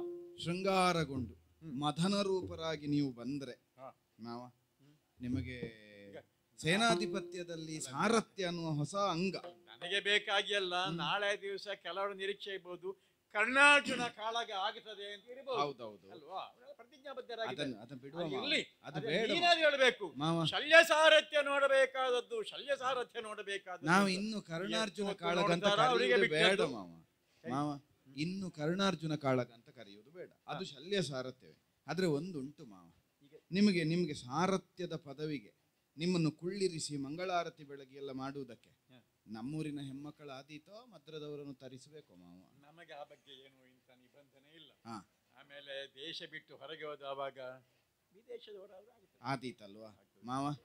ಸೂರ್ಯೋದಯ ಆಗುವುದನ್ನು ಕಾಯ್ತಾ ಇರ್ತೇನೆ. ಈ ಘೋಷಣೆ ಗಟ್ಟಿಯಾಗಿ ಮಾಡಬೇಕು.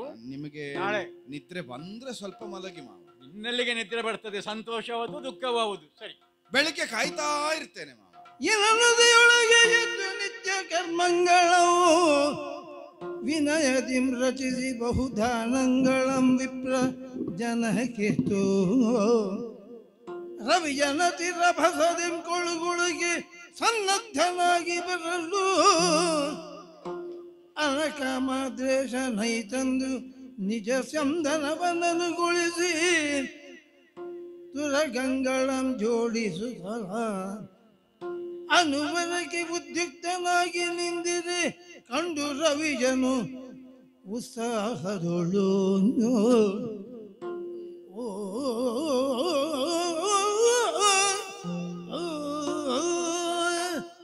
ನೋಡ್ತಾ ಇರುವುದು ಇನ್ನನುದಯ, ಸೂರ್ಯೋದಯ.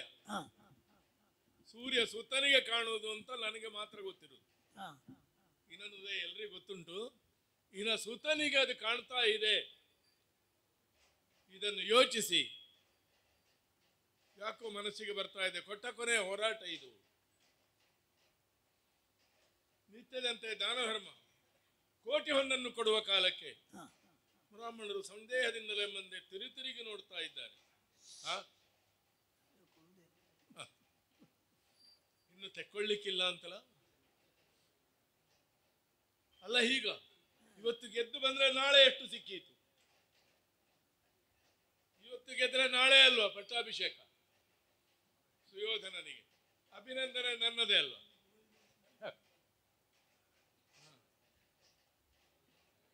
ಸೋಲವೋ ಕುರುಪತಿಯ ಭಾಗ್ಯದ ಕಾಲವೋ?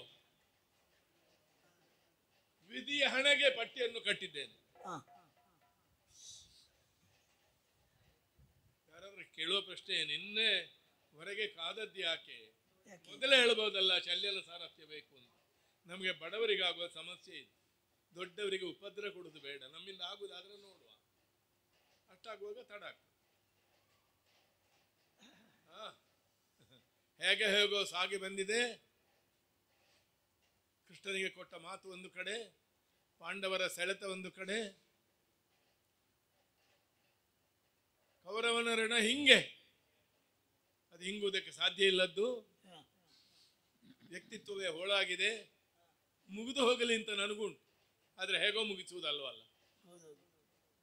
ತೀರಿಸಿಯೇ ಪತಿಯ ಅವಸರಕ್ಕೆ ಶರೀರವನ್ನು ನೂಕುವೆನು.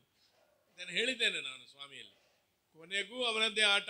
ನಮ್ಮ ಪ್ರಭುವೇ ಹೇಳಿದ್ದಾನೆ, ನಿನ್ನ ಅವತಾರಕ್ಕೆ ನನ್ನ ಸಹಕಾರ ಇದು ಅಂತ. ಅಷ್ಟವರೆಗೆ ಅವನಲ್ಲಿ ಆಧ್ಯಾತ್ಮ ತುಂಬಿಕೊಂಡಿತ್ತು ಅಂತ ಗೊತ್ತೇ ಇಲ್ಲ. ಈ ಕುರುಕ್ಷೇತ್ರ ಒಂದು ವಿಚಿತ್ರವಾದದ್ದು. ಯಾವ್ಯಾವುದೋ ಶಾಪವನ್ನೋ ವರವನ್ನೋ ಪಡೆದವರೆಲ್ಲ ಬಂದಿದ್ದಾರೆ.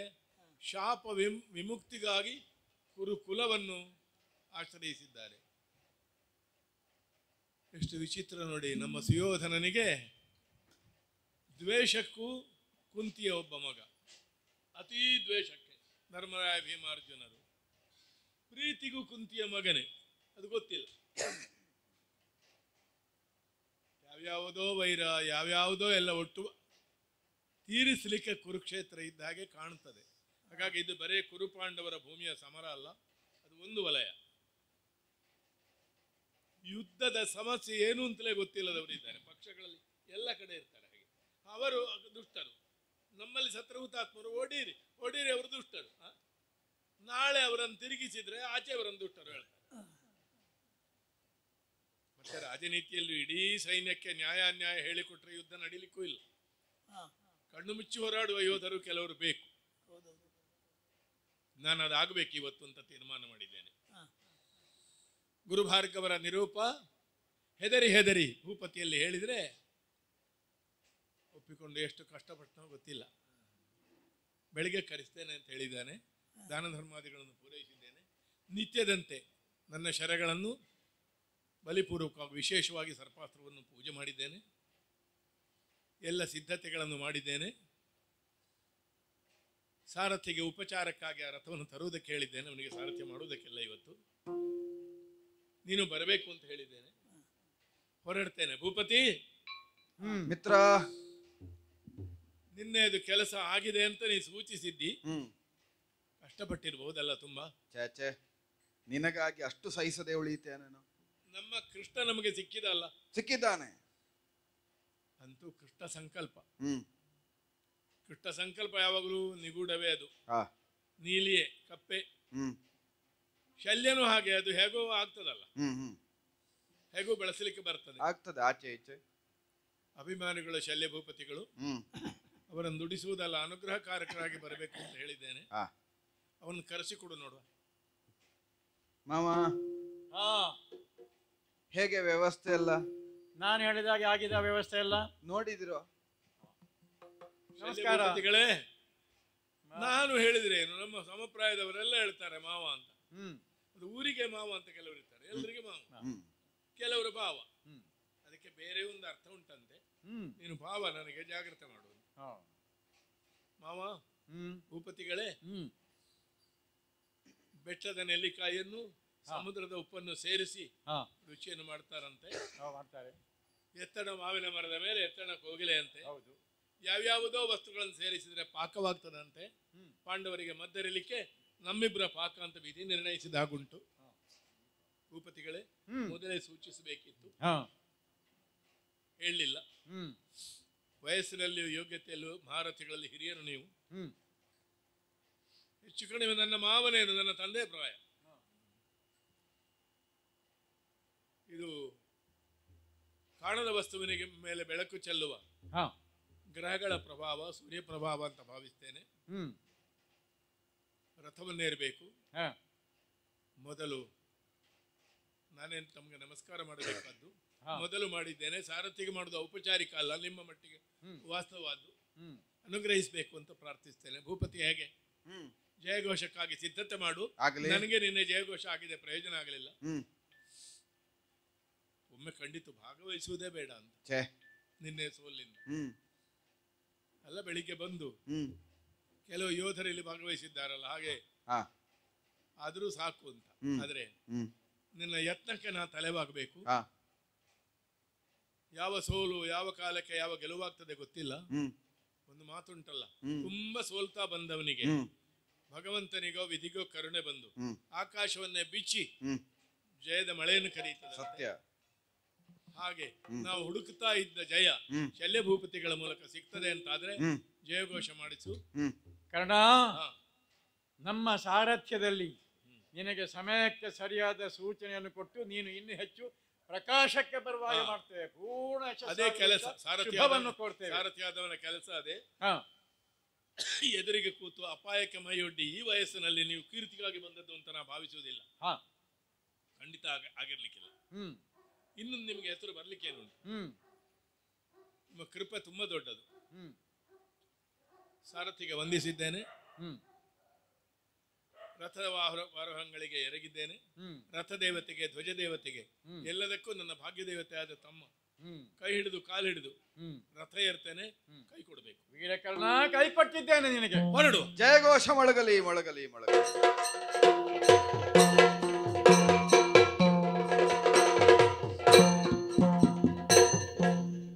ಭಾಗವತರೇ ಮತ್ತು ಎಲ್ಲ ಬಂಧುಗಳೇ, ಆತ್ಮೀಯರೇ, ಅನಾರೋಗ್ಯದಿಂದಾಗಿ ನಾನು ಪೂರ್ಣಾವಧಿಯಾಗಿ ಭಾಗವಹಿಸಿಲ್ಲ. ಅಗತ್ಯವಾಗಿ ಭಾಗವಹಿಸಬೇಕಾದ 2-3 ಕಾರಣಗಳಿಂದ.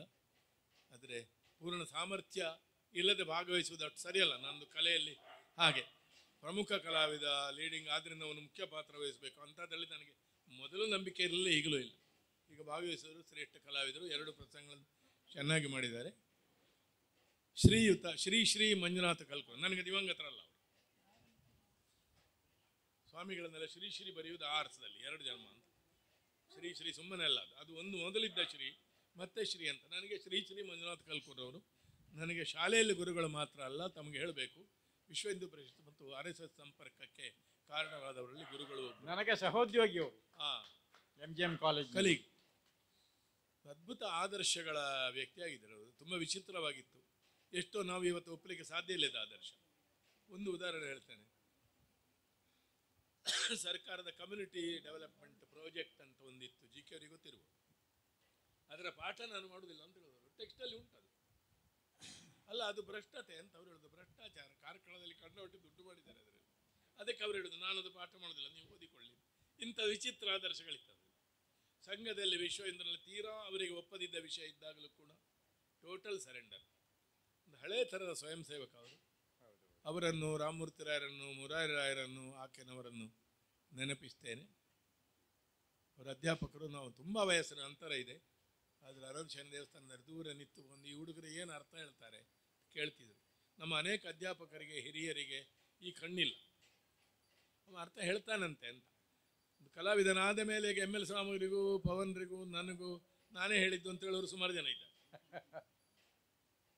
ಕಲಾವಿದನಾಗಬೇಕು ಅಂತ ನಾನೇ ಹೇಳಿದ, ಆದರೆ ಆದಾಗ ಗಮನಿಸಿದವರಲ್ಲ. ಆ ಮಟ್ಟಿಗೆ ಕಲೆಯನ್ನು ಗಮನಿಸುವ ಮತ್ತು ತನ್ನವರು ಉತ್ಕರ್ಷಕ್ಕೆ ಬರುವಲ್ಲಿ ಸಂತೋಷ ಪಡುವ ಕಣ್ಣವರಲ್ಲಿ ಅಂಥವರ ಪ್ರಥಮಾಬ್ಧಿಕ ಬಂದಿದೆ. ಯಾರೂ ಶಾಶ್ವತರಲ್ಲ. ಆದರೆ ಅವರ ಶ್ರದ್ಧಾಂಜಲಿ ಸಲ್ಲಿಸಬೇಕು, ಭಾವಾಂಜಲಿ ಸಲ್ಲಿಸಬೇಕು ಅನ್ನೋ ಕಾರಣದಲ್ಲಿ ವೇದಿಕೆಯಲ್ಲಿ ಆರೋಗ್ಯ ಇಲ್ಲದೆ, ಸ್ವರ ಇಲ್ಲದೆ ಕೂಡ ಭಾಗವಹಿಸಿದ್ದೇನೆ. ಸಹಕರಿಸಿದ ಎಲ್ಲ ಸಹ ಕಲಾವಿದರೊಂದಿಗೆ ಆ ಪುಣ್ಯಾತ್ಮರಿಗೆ ನಮ್ಮೆಲ್ಲರ ಭಾವನಮನವನ್ನು ಅರ್ಪಿಸಿ, ಆ ಆದರ್ಶಗಳು ಸಮಾಜದಲ್ಲಿ ಪುನರುಜ್ಜೀವನ ಆಗಬೇಕಾದ ಅಗತ್ಯ ಇದೆ. ಎಲ್ಲ ಸಂಘಟನೆಗಳು ಡೈಲ್ಯೂಟ್ ಆಗಿರುವ ಕಾಲ ಇದು. ಚಕ್ರಾರ ಪಂಕ್ತಿರುವ ಬದಲಾಗ್ತದೆ ಅಂತ ನಮಗೆ ಹೋಪ್ಸ್ ಇದೆ, ಎಕ್ಸ್ಪೆಕ್ಟೇಷನ್ಸ್. ಹಾಗಾಗಿ ಕರ್ಣನ ಭಾಗ್ಯಚಕ್ರ ಬದಲಾದ ಹಾಗೆ ಸಮಾಜದ್ದು ಬದಲಾಗಬಾರ್ದು ಅಂತಿಲ್ಲ.